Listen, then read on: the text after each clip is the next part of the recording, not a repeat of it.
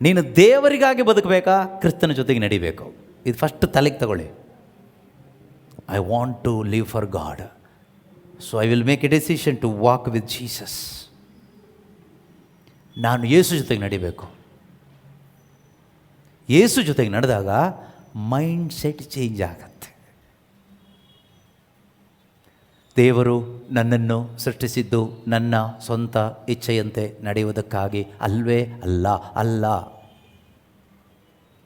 ದೇವರು ನನ್ನನ್ನು ಕಳಿಸಿದ್ದು ನನ್ನ ಜೊತೆಯಲ್ಲಿರುವ ಮನುಷ್ಯರ ಇಚ್ಛೆಯಂತೆ ನಡೆಯುವುದಕ್ಕಾಗಿ ಅಲ್ವೇ ಅಲ್ಲ. ಬದಲಾಗಿ ನನ್ನನ್ನು ಸೃಷ್ಟಿ ಮಾಡಿ ನನ್ನನ್ನು ರಕ್ಷಿಸಿದ ನನ್ನ ದೇವರ ಇಚ್ಛೆಯ ಪ್ರಕಾರ ನಡೆಯುವುದಕ್ಕಾಗಿ. ಹೆಚ್ಚಾಗಿ ದೇವರ ವಾಕ್ಯಗಳನ್ನು ನಾವು ಕೇಳಿಸಿಕೊಳ್ಳುವುದರಿಂದ, ಅದನ್ನು ಅರ್ಥ ಮಾಡಿಕೊಳ್ಳುವುದರಿಂದ ನಮಗೇನು ಲಾಭವಿದೆ? ನಮಗೇನು ಲಾಭ ಇದೆ ಅಲ್ವಾ? ಕೆಲವು ಟೈಮ್ ನಮಗೆ ಅನಿಸ್ಬೋದು, ಹೆಚ್ಚಾಗಿ ದೇವರ ವಾಕ್ಯಗಳನ್ನು ಕೇಳಿಸಿಕೊಳ್ಳೋದ್ರಿಂದ, the more we hear the word of God and the more we understand the word of God, it benefits me or you what? ಇದು ನನಗೆ ನಿಮಗೆ ಏನು ಲಾಭ ತಂದು ಕೊಡುತ್ತೆ ಎಂಬ ಒಂದು ಪ್ರಶ್ನೆ ನಮ್ಮ ಮನಸ್ಸಿಗೆ ಬರ್ಬೋದು. ಇದು ಏನು ತಂದು ಕೊಡುತ್ತೆ ಕೇಳಿದರೆ, the life of Christ, the life of god, ಕ್ರಿಸ್ತನ ಆ ಜೀವ, ಯೇಸು ಕ್ರಿಸ್ತನಲ್ಲಿದ್ದಂಥ ಆ ಜೀವ ಇದೆಯಲ್ವಾ, ಯೇಸು ಕ್ರಿಸ್ತನಲ್ಲಿ ಯಾವ ಜೀವ ಇತ್ತೋ ಅವರು ಈ ಲೋಕದಲ್ಲಿ ಮನುಷ್ಯನಾಗಿ ಜೀವಿಸಿದಾಗ ಅವರಲ್ಲಿದ್ದ ಅದೇ ಜೀವ. The very life in Christ Jesus, the very life in god, ದೇವರಲ್ಲಿ ಇದ್ದ ಜೀವ ಅದೇ ಕ್ರಿಸ್ತನಲ್ಲಿದ್ದು. ಆ ಕ್ರಿಸ್ತನಲ್ಲಿದ್ದ ಜೀವ ನನ್ನಲ್ಲಿಗೆ ಬರಮಾಡುತ್ತೆ ದೇವರ ವಾಕ್ಯ. ಹಾಗಾದರೆ ದೇವರ ವಾಕ್ಯ ನಾವು ಕೇಳಿಸಿಕೊಳ್ಳದೆ ಗ್ರಹಿಸಿಕೊಳ್ಳದೆ ಹೋದರೆ, suppose if you are not hearing the word of God and understanding the word of God, what we lose? ನಾವು ಏನು ಕಳ್ಕೊಳ್ತೀವಿ? ಕ್ರಿಸ್ತನ ಜೀವ ನನಗೆ ನಷ್ಟ ಆಗುತ್ತೆ, ಕ್ರಿಸ್ತನ ಜೀವ ನನಗೆ ನಷ್ಟಪಟ್ಟು ಹೋಗುತ್ತೆ. ದೇವರ ವಾಕ್ಯವನ್ನು ಆಲಿಸೋದ್ರಿಂದ, ದೇವರ ವಾಕ್ಯ ಆಲಿಸಿದ್ದನ್ನು ಅರ್ಥ ಮಾಡಿಕೊಳ್ಳೋದ್ರಿಂದ ನಮಗೇನು ಸಿಗುತ್ತೆ? ಏನು ಸಿಗುತ್ತೆ? ಯಾವ ಜೀವ? ಯೇಸುವಿನಲ್ಲಿದ್ದ ಆ ಜೀವ, ಯೇಸುವಿನಲ್ಲಿದ್ದ ಆ ಜೀವ, ಅಥವಾ ದೇವರಲ್ಲಿ ಏನು ಲೈಫ್ ಅನ್ನೋದು ಇದೆಯಲ್ವಾ, the very life of god that we can have, ನಮಗದು ಸಿಗುತ್ತೆ. ನಮಗದು ಅನುಭವಿಸ್ಲಿಕ್ಕಾಗತ್ತೆ, ನಮಗದನ್ನು ಜೀವಿಸಲಿಕ್ಕಾಗತ್ತೆ. ನಾವು ದೇವರ ವಾಕ್ಯವನ್ನು ಕೇಳಿಸಿಕೊಂಡು ಗ್ರಹಿಸಿಕೊಳ್ಳದೆ ಹೋದರೆ, ಕೇಳಿಸ್ಕೊಳ್ತೀವಿ ಆದರೆ ಗ್ರಹಿಸಿಕೊಳ್ಳೋದಿಲ್ಲ, ಅರ್ಥ ಮಾಡ್ಕೊಳ್ಳೋದಿಲ್ಲ, ಆಗ ನಮಗೇನೂ ಸಿಗೋದಿಲ್ಲ. ಆದ್ದರಿಂದ ಎಷ್ಟೋ ಜನ ವಾಕ್ಯ ಡೈಲಿ ಕೇಳಿಸ್ಕೊಳ್ತೀವಿ, ಅರ್ಥ ಮಾಡ್ಕೊಳ್ಳೋದಿಲ್ಲ ಅಥವಾ ಅರ್ಥ ಆಗಿರೋದಿಲ್ಲ. ಆದ್ದರಿಂದ ಅವ್ರ ಒಳಗಡೆ ಆ ದೈವಿಕವಾದ ಜೀವ ಅನುಭವಿಸ್ಲಿಕ್ಕಾಗೋದಿಲ್ಲ, ಆ ಜೀವನವನ್ನು ಜೀವಿಸ್ಲಿಕ್ಕಾಗೋದಿಲ್ಲ. ನಾವೆಷ್ಟೇ ವಾಕ್ಯಗಳನ್ನ ಕೇಳಿಸ್ಕೊಳ್ತಾ ಇದ್ದರೂ ಕೂಡ ನಾವು ಮಾಮೂಲಿಯಾಗಿಯೇ ಬದುಕ್ತೀವಿ. ಅದಕ್ಕೆ ಸಾಕ್ಷಿ ನಮ್ಮ ಜೀವಿತಗಳೇ. ಒಬ್ಬನು ದೇವರ ವಾಕ್ಯವನ್ನು ಕೇಳಿಸಿಕೊಂಡು ಅದನ್ನು ಗ್ರಹಿಸಿಕೊಂಡರೆ, ಮ್ಯಾಥ್ಯೂ 13:23, ಮತ್ತಾಯನ ಶುಭ ಸಂದೇಶ 13ನೇ ಅಧ್ಯಾಯದ 23ನೇ ವಚನ ಹೇಳುತ್ತೆ, ಒಬ್ಬನು ದೇವರ ವಾಕ್ಯಗಳನ್ನು ಕೇಳಿಸಿಕೊಳ್ಳುತ್ತಾನೆ, ಗ್ರಹಿಸಿಕೊಳ್ಳುತ್ತಾನೆ, ರಿಸಲ್ಟ್ ಏನು? ಫಲ ಪ್ರೊಡ್ಯೂಸ್ ಮಾಡ್ತಾನೆ. ಏನಾಗುತ್ತೆ? ಫಲ ಪ್ರೊಡ್ಯೂಸ್ ಆಗುತ್ತೆ. ಒಬ್ಬನು ದೇವರ ವಾಕ್ಯವನ್ನು ಕೇಳಿಸಿಕೊಳ್ಳುತ್ತಾನೆ, ಗ್ರಹಿಸಿಕೊಳ್ಳುತ್ತಾನೆ, ಫಲಭರಿತನಾಗುತ್ತಾನೆ. ಹಾಗಾದರೆ ಬರೀ ಕೇಳಿಸ್ಕೊಳ್ಳೋದ್ರಿಂದ ಪ್ರಯೋಜನ ಇಲ್ಲ, ಕೇಳಿಸ್ಕೊಳ್ಳೇಬೇಕು. ಅದಾದಮೇಲೆ ನೆಕ್ಸ್ಟ್ ವೆರಿ ಇಂಪಾರ್ಟೆಂಟ್, ನಾವು ಗ್ರಹಿಸಿಕೊಳ್ಳಬೇಕು, ನಾವು ಅರ್ಥ ಮಾಡ್ಕೋಬೇಕು. We should understand the word of god. ನಾವು ಆ ವಾಕ್ಯವನ್ನು ಗ್ರಹಿಸಿಕೊಳ್ಳಬೇಕು.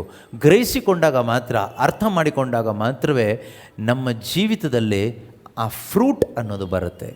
Fruit is Jesus, fruit is life of god. ಆ ಫ್ರೂಟ್ ಏನು ಕೇಳಿದರೆ ಯೇಸು. ಆ ಫ್ರೂಟ್ ಏನು ಕೇಳಿದರೆ ನನ್ನಲ್ಲಿ ಅನುಭವವಾಗುವ ದೈವಿಕವಾದ ಜೀವ. ಆ ವಾಕ್ಯದಲ್ಲಿ ಏನಿತ್ತು? ಜೀವವಿತ್ತು, ಸಜೀವವಿತ್ತು. ಆ ವಾಕ್ಯದಲ್ಲಿ ಬೆಳಕಿತ್ತು. In him was light, that light was life of man or all people. ಯೋಹಾನನ ಶುಭ ಸಂದೇಶ ಅಧ್ಯಾಯ 1 ವಾಕ್ಯ 4 ಅಲ್ವಾ? In him was light. In him ಅಂದರೆ ಯಾವುದರಲ್ಲಿ? In word. ಇಲ್ಲಿ ವರ್ಡ್ ಬಗ್ಗೆ ಹೇಳ್ತಾ ಇರೋದು, ವಾಕ್ಯ. ಇನ್ ಹಿಮ್ ಅಂತ ಹೇಳುವಾಗ ವಾಕ್ಯ. ನೋಡಿ, ವಾಕ್ಯವನ್ನು ಒಂದು ಥಿಂಗ್, ಒಂದು ವಸ್ತುವಾಗಿ ಹೇಳ್ತಾ ಇಲ್ಲ, ಒಂದು ವ್ಯಕ್ತಿಯಾಗಿ ಹೇಳ್ತಾ ಇದ್ದಾರೆ. ಇನ್ ಹಿಮ್ ಅಂತ ಅಲ್ವಾ? ಆ ವಾಣಿಯಲ್ಲಿ ಬೆಳಕಿತ್ತು, ಜ್ಯೋತಿ ಇತ್ತು. ಆ ಜ್ಯೋತಿ ಏನಾಗಿತ್ತು? ಜೀವವಾಗಿತ್ತು. In him was light and that light was life. So when you understand the word of God, you can experience that life. ಯಾವಾಗ ನಾವು ದೇವರ ವಾಕ್ಯವನ್ನು ಅರ್ಥ ಮಾಡ್ಕೊಳ್ತೀವೋ, ಗ್ರಹಿಸಿಕೊಳ್ತೀವೋ, ಆಗ ನಮಗೇನು ಎಕ್ಸ್ಪೀರಿಯನ್ಸ್ ಆಗುತ್ತೆ? ದ ಲೈಫ್ ಆಫ್ ಕ್ರೈಸ್ಟ್, ಕ್ರಿಸ್ತನ ಜೀವ. ಈ ಕ್ರಿಸ್ತನ ಜೀವ ನಮ್ಮಲ್ಲಿ ಅನುಭವ ಆಗುವಾಗ, ಪ್ರೀತಿಯ ಸಹೋದರ ಸಹೋದರಿಯರೇ, ಆಗ ನಾವೇನಾಗ್ತೀವಿ ಗೊತ್ತಾ? ದೇವರಿಗಾಗಿ ಬದುಕ್ತೀವಿ. We will live for God. ನಾವು ಯಾರಿಗಾಗಿ ಬದುಕ್ತೀವಿ? ದೇವರಿಗಾಗಿ ಬದುಕ್ತೀವಿ. Without experiencing the life of Christ in me, I cannot live for God. Even though we are Christians, we heard the word of God many times. ನಾವು ಕ್ರೈಸ್ತರಾಗಿದ್ದರೂ ದೇವರ ವಚನಗಳನ್ನು ಅನೇಕ ಬಾರಿ ಕೇಳಿಸಿಕೊಂಡಿದ್ದರೂ ದೇವರ ವಾಕ್ಯ ನನ್ನೊಳಗಡೆ ಗ್ರಹಿಕೆ ಆಗದೇ ಇದ್ದರೆ ಕ್ರಿಸ್ತನ ಜೀವ ನನಗೆ ಇಲ್ಲ, ಆ ಫ್ರೂಟ್ ನನ್ನಲ್ಲಿ ಬರೋದಿಲ್ಲ. ಕ್ರಿಸ್ತನ ಜೀವ ನನ್ನಲ್ಲಿ ಬಾರದ ಹೊರತು ನಾನು ದೇವರಿಗಾಗಿ ಬದುಕಲಿಕ್ಕೆ ಆಗೋದಿಲ್ಲ. ನಮ್ಮಲ್ಲಿ ಎಷ್ಟೋ ಜನರ ಜೀವನ ಹಾಗೆ ಇದೆ. ವಿ ಆರ್ ಕ್ರಿಶ್ಚಿಯನ್ಸ್, ನಾವು ಕ್ರೈಸ್ತರು, ವಾಕ್ಯ ಕೇಳಿಸ್ಕೊಳ್ತಾ ಇರ್ತೀವಿ, ಆದರೆ ದೇವರಿಗಾಗಿ ಬದುಕಲಿಕ್ಕೆ ಆಗ್ತಾ ಇಲ್ಲ. ಹೌದೋ ಅಲ್ವೋ? ದೇವರಿಗಾಗಿ ಬದುಕಬೇಕು ಅಂತ ಆಸೆ ಇದೆಯಾ? ಆಸೆ ಇದೆ. ಬದುಕಲಿಕ್ಕೆ ಆಗ್ತಾ ಇದೆಯಾ? ಬದುಕಲಿಕ್ಕೆ ಆಗ್ತಾ ಇಲ್ಲ. ಅನೇಕರಿಗೆ ನಮಗೆ ದೇವರಿಗಾಗಿ ಅಂತ ಬದುಕಲಿಕ್ಕೆ, ಯೇಸುವಿಗಾಗಿ ಅಂತ ಬದುಕಲಿಕ್ಕೆ ನಮಗಾಗ್ತಾ ಇಲ್ಲ.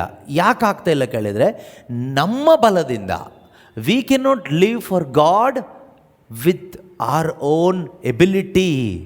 ನಮ್ಮ ಸ್ವಂತ ಬಲದಿಂದ, ಬುದ್ಧಿಯಿಂದ, ಶಕ್ತಿಯಿಂದ ದೇವರಿಗಾಗಿ ಬದುಕಲಿಕ್ಕೆ ನಮಗಾಗೋದಿಲ್ಲ. We need the life of Christ in me to live for God. Without having the life of the son of God in me, I cannot live for God. ನನ್ನ ಒಳಗಡೆ ದೇವರ ಪುತ್ರನಾದ ಕ್ರಿಸ್ತ ಯೇಸುವಿನ ಜೀವ ತುಂಬಿಸಿಕೊಳ್ಳದ ಹೊರತು ದೇವರಿಗಾಗಿ ನನಗೆ ಬದುಕಲಿಕ್ಕಾಗಲ್ಲ. ದೇವರಿಗಾಗಿ ಬದುಕೋಕ್ಕಾಗಲ್ಲ. ಪ್ರಾರ್ಥನೆ ಮಾಡ್ಬೋದು, ಚರ್ಚಿಗೆ ಹೋಗ್ಬೋದು, ಕ್ಯಾಂಡಲ್ ಅಂಟಿಸ್ಬೋದು, ಬೈಬಲ್ ಓದ್ಬೋದು, ಅನ್ಯ ಭಾಷೆ ಹೇಳ್ಬೋದು, ಹಾಡ್ಬೋದು, ಪ್ರಬೋಧನೆ ಮಾಡ್ಬೋದು, ದೆವ್ವಗಳನ್ನು ಓಡಿಸ್ಬೋದು, ರೋಗಿಗಳಿಗಾಗಿ ಪ್ರಾರ್ಥಿಸ್ಬೋದು, ಮಧ್ಯಸ್ಥಿಕೆ ಪ್ರಾರ್ಥನೆ ಮಾಡ್ಬೋದು, ಧ್ಯಾನಕೂಟಗಳನ್ನ ನಡೆಸ್ಬೋದು, ಇನ್ನೂ ಅನೇಕ ಪವಾಡ ಕಾರ್ಯಗಳನ್ನ ಮಾಡ್ಬೋದು. ಇದೆಲ್ಲ ನಮಗೆ ಮಾಡಲಿಕ್ಕಾಗತ್ತೆ. ಆದರೆ ಏನು ಮಾಡಲಿಕ್ಕಾಗೋದಿಲ್ಲ ಕೇಳಿದರೆ, ದೇವರಿಗಾಗಿ ಬದುಕಲಿಕ್ಕೆ ಆಗಲ್ಲ. ಇಷ್ಟೆಲ್ಲ ಮಾಡೋದು ದೇವರಿಗಾಗಿ ಬದುಕೋದು ಅಲ್ವಾ ಅಂತ ಕೇಳಬೇಡಿ. ಇದು ಯಾವುದೂ ಅಲ್ಲ ದೇವರಿಗಾಗಿ ಬದುಕೋದು.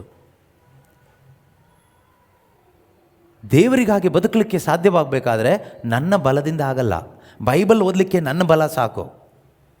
ವಾಕ್ಯ ಹೇಳಲಿಕ್ಕೆ ಸ್ವಲ್ಪ ಬುದ್ಧಿವಂತಿಕೆ ಉಪಯೋಗಿಸಿ ಈ ವಾಕ್ಯ ಎಲ್ಲ ಬೈಹರ್ಟ್ ಮಾಡಿಕೊಂಡು, ಇಲ್ಲ ನೋಟ್ ಮಾಡ್ಕೊಂಡು ಕ್ಲೀನಾಗಿ ಬಂದು 1 ಗಂಟೆನೋ 2 ಗಂಟೆನೋ ಹೇಳಿ ಹೋಗ್ಬೋದು. ಇನ್ನು ಯೇಸು ನಾಮದಲ್ಲಿ ದೆವ್ವ ಹೋಗಲಿ ಅಂತ ಹೇಳುವಾಗ ದೆವ್ವ ಹೋಗಲಿಕ್ಕೆ ಪವಿತ್ರಾತ್ಮನ ಗಿಫ್ಟ್ ನನ್ನಲ್ಲಿ ಕೆಲಸ ಮಾಡಿದ್ರೆ ದೆವ್ವ ಹೋಗುತ್ತೆ. ರೋಗಿಯ ಮೇಲೆ ಕೈ ಇಟ್ಟು ಪ್ರಾರ್ಥಿಸುವಾಗ ರೋಗ ಸೌಖ್ಯ ಸಿಗಲಿಕ್ಕೆ ರೋಗ ಸೌಖ್ಯದ ಒಂದು ವರ ನನಗಿದ್ರೆ ಸಾಕು. ಹಾಡಲಿಕ್ಕೆ ಒಳ್ಳೆ ಸ್ವರ ಇದ್ದರೆ ಹಾಡ್ಬೋದು. ಪ್ರೀತಿಯ ಸಹೋದರ ಸಹೋದರಿಯರೇ, ಇದೆಲ್ಲ ಮಾಡಲಿಕ್ಕೆ ದೈವಿಕ ಜೀವ ಬೇಡ, ದೇಹದಲ್ಲಿ ಜೀವ ಇದ್ದರೆ ಸಾಕು, ಆರೋಗ್ಯ ಇದ್ದರೆ ಸಾಕು, ದೇಹದಲ್ಲಿ ಬಲ ಇದ್ದರೆ ಸಾಕು. ಆದರೆ ದೇವರಿಗಾಗಿ ಬದುಕಬೇಕಾದ್ರೆ ನನ್ನ ಒಳಗಡೆ ದೇವರ ಪುತ್ರನ ಜೀವ ಬೇಕು. If you want to leave for God, I need the life of the son of God in me. ನನ್ನ ಒಳಗಡೆ ಯಾರ ಜೀವ ಬೇಕು? ದೇವರ ಪುತ್ರನ ಜೀವ ಬೇಕು.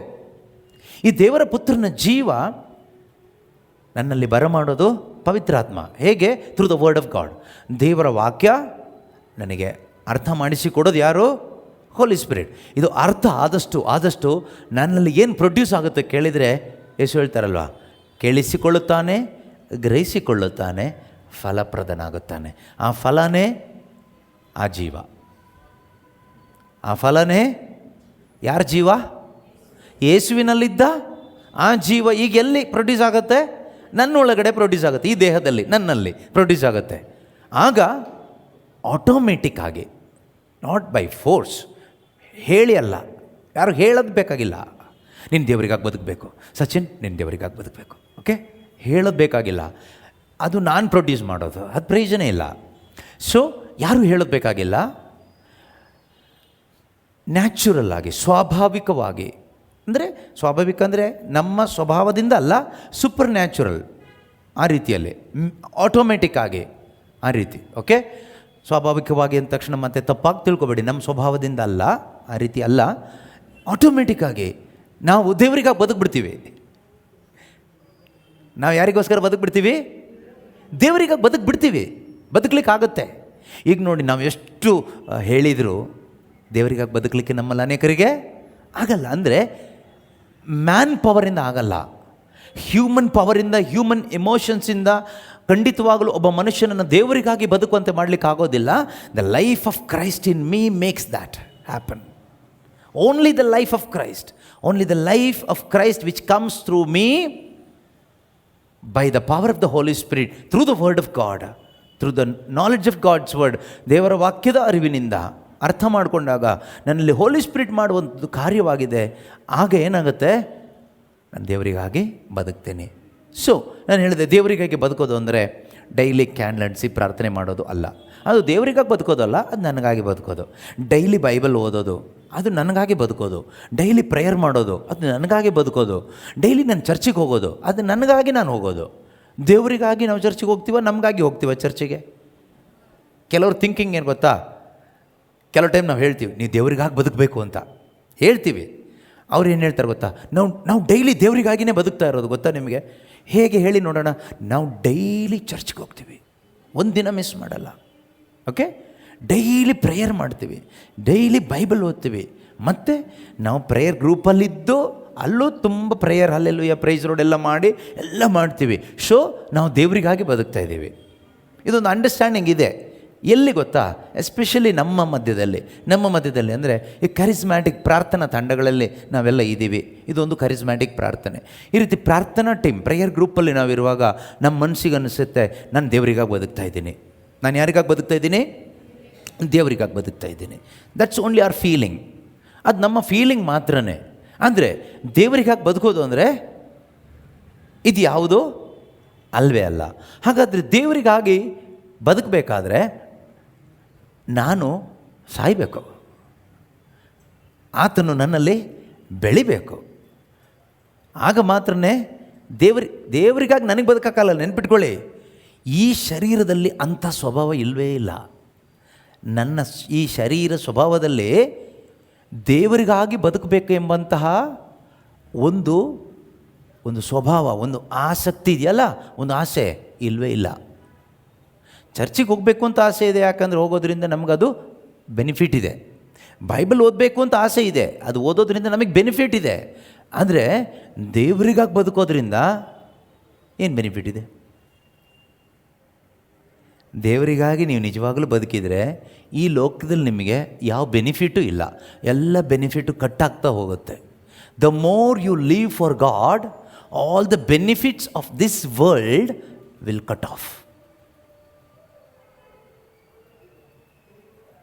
ನಮಗೀಗೆಲ್ಲ ಬೆನಿಫಿಟ್ಸ್ ಇದೆಯಾ? ಎಲ್ಲ ಬೆನಿಫಿಟ್ ಇದೆ ಅಲ್ವಾ?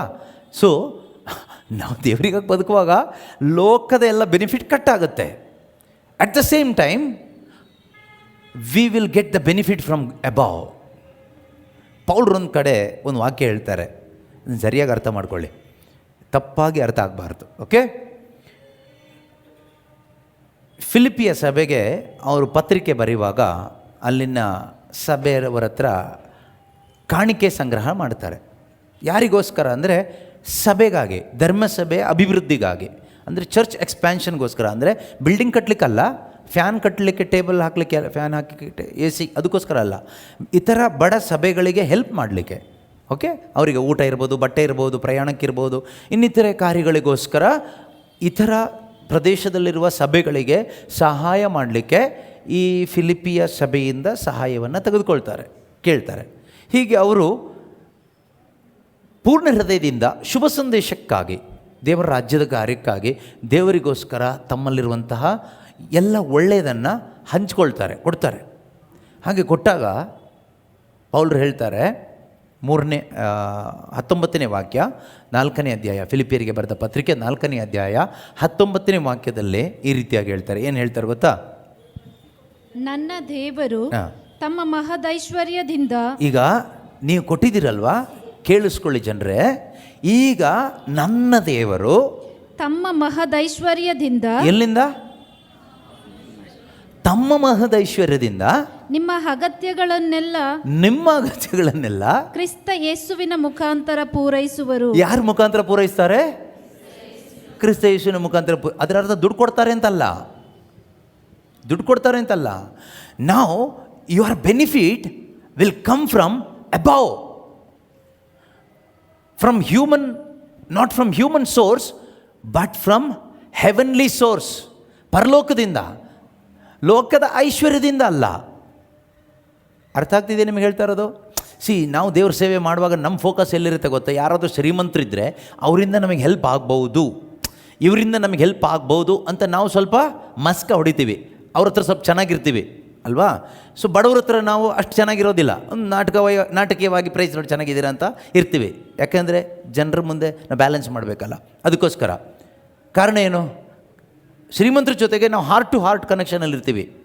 ಕಾರಣ ಏನು ಅಂದರೆ ಅವರಿಂದ ಏನೋ ಒಂದು ಸಿಗುತ್ತೆ ನಮಗೆ, ಸೇವೆಗೆ ಅಥವಾ ಅದಕ್ಕೆ ಇದಕ್ಕೆ ಅಂತ ಇಟ್ಕೊಳ್ಳೋಣ, ಸೇವೆಗೆ ಅಂತಲೇ ಇಟ್ಕೊಳ್ಳೋಣ.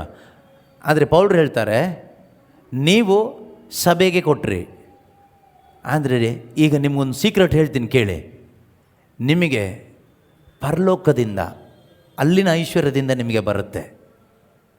ಇವರ ಐಶ್ವರ್ಯದಿಂದ ಅಲ್ಲ, ಅವರ ಐಶ್ವರ್ಯದಿಂದ ಅಲ್ಲ. ನನ್ನ ದೇವರು ತಮ್ಮ ಮಹದೈಶ್ವರ್ಯದಿಂದ, from his riches, from heaven, and he will supply not money, not only money, all your needs. ನಾನು ಫಸ್ಟ್ ಏನು ಹೇಳಿದೆ?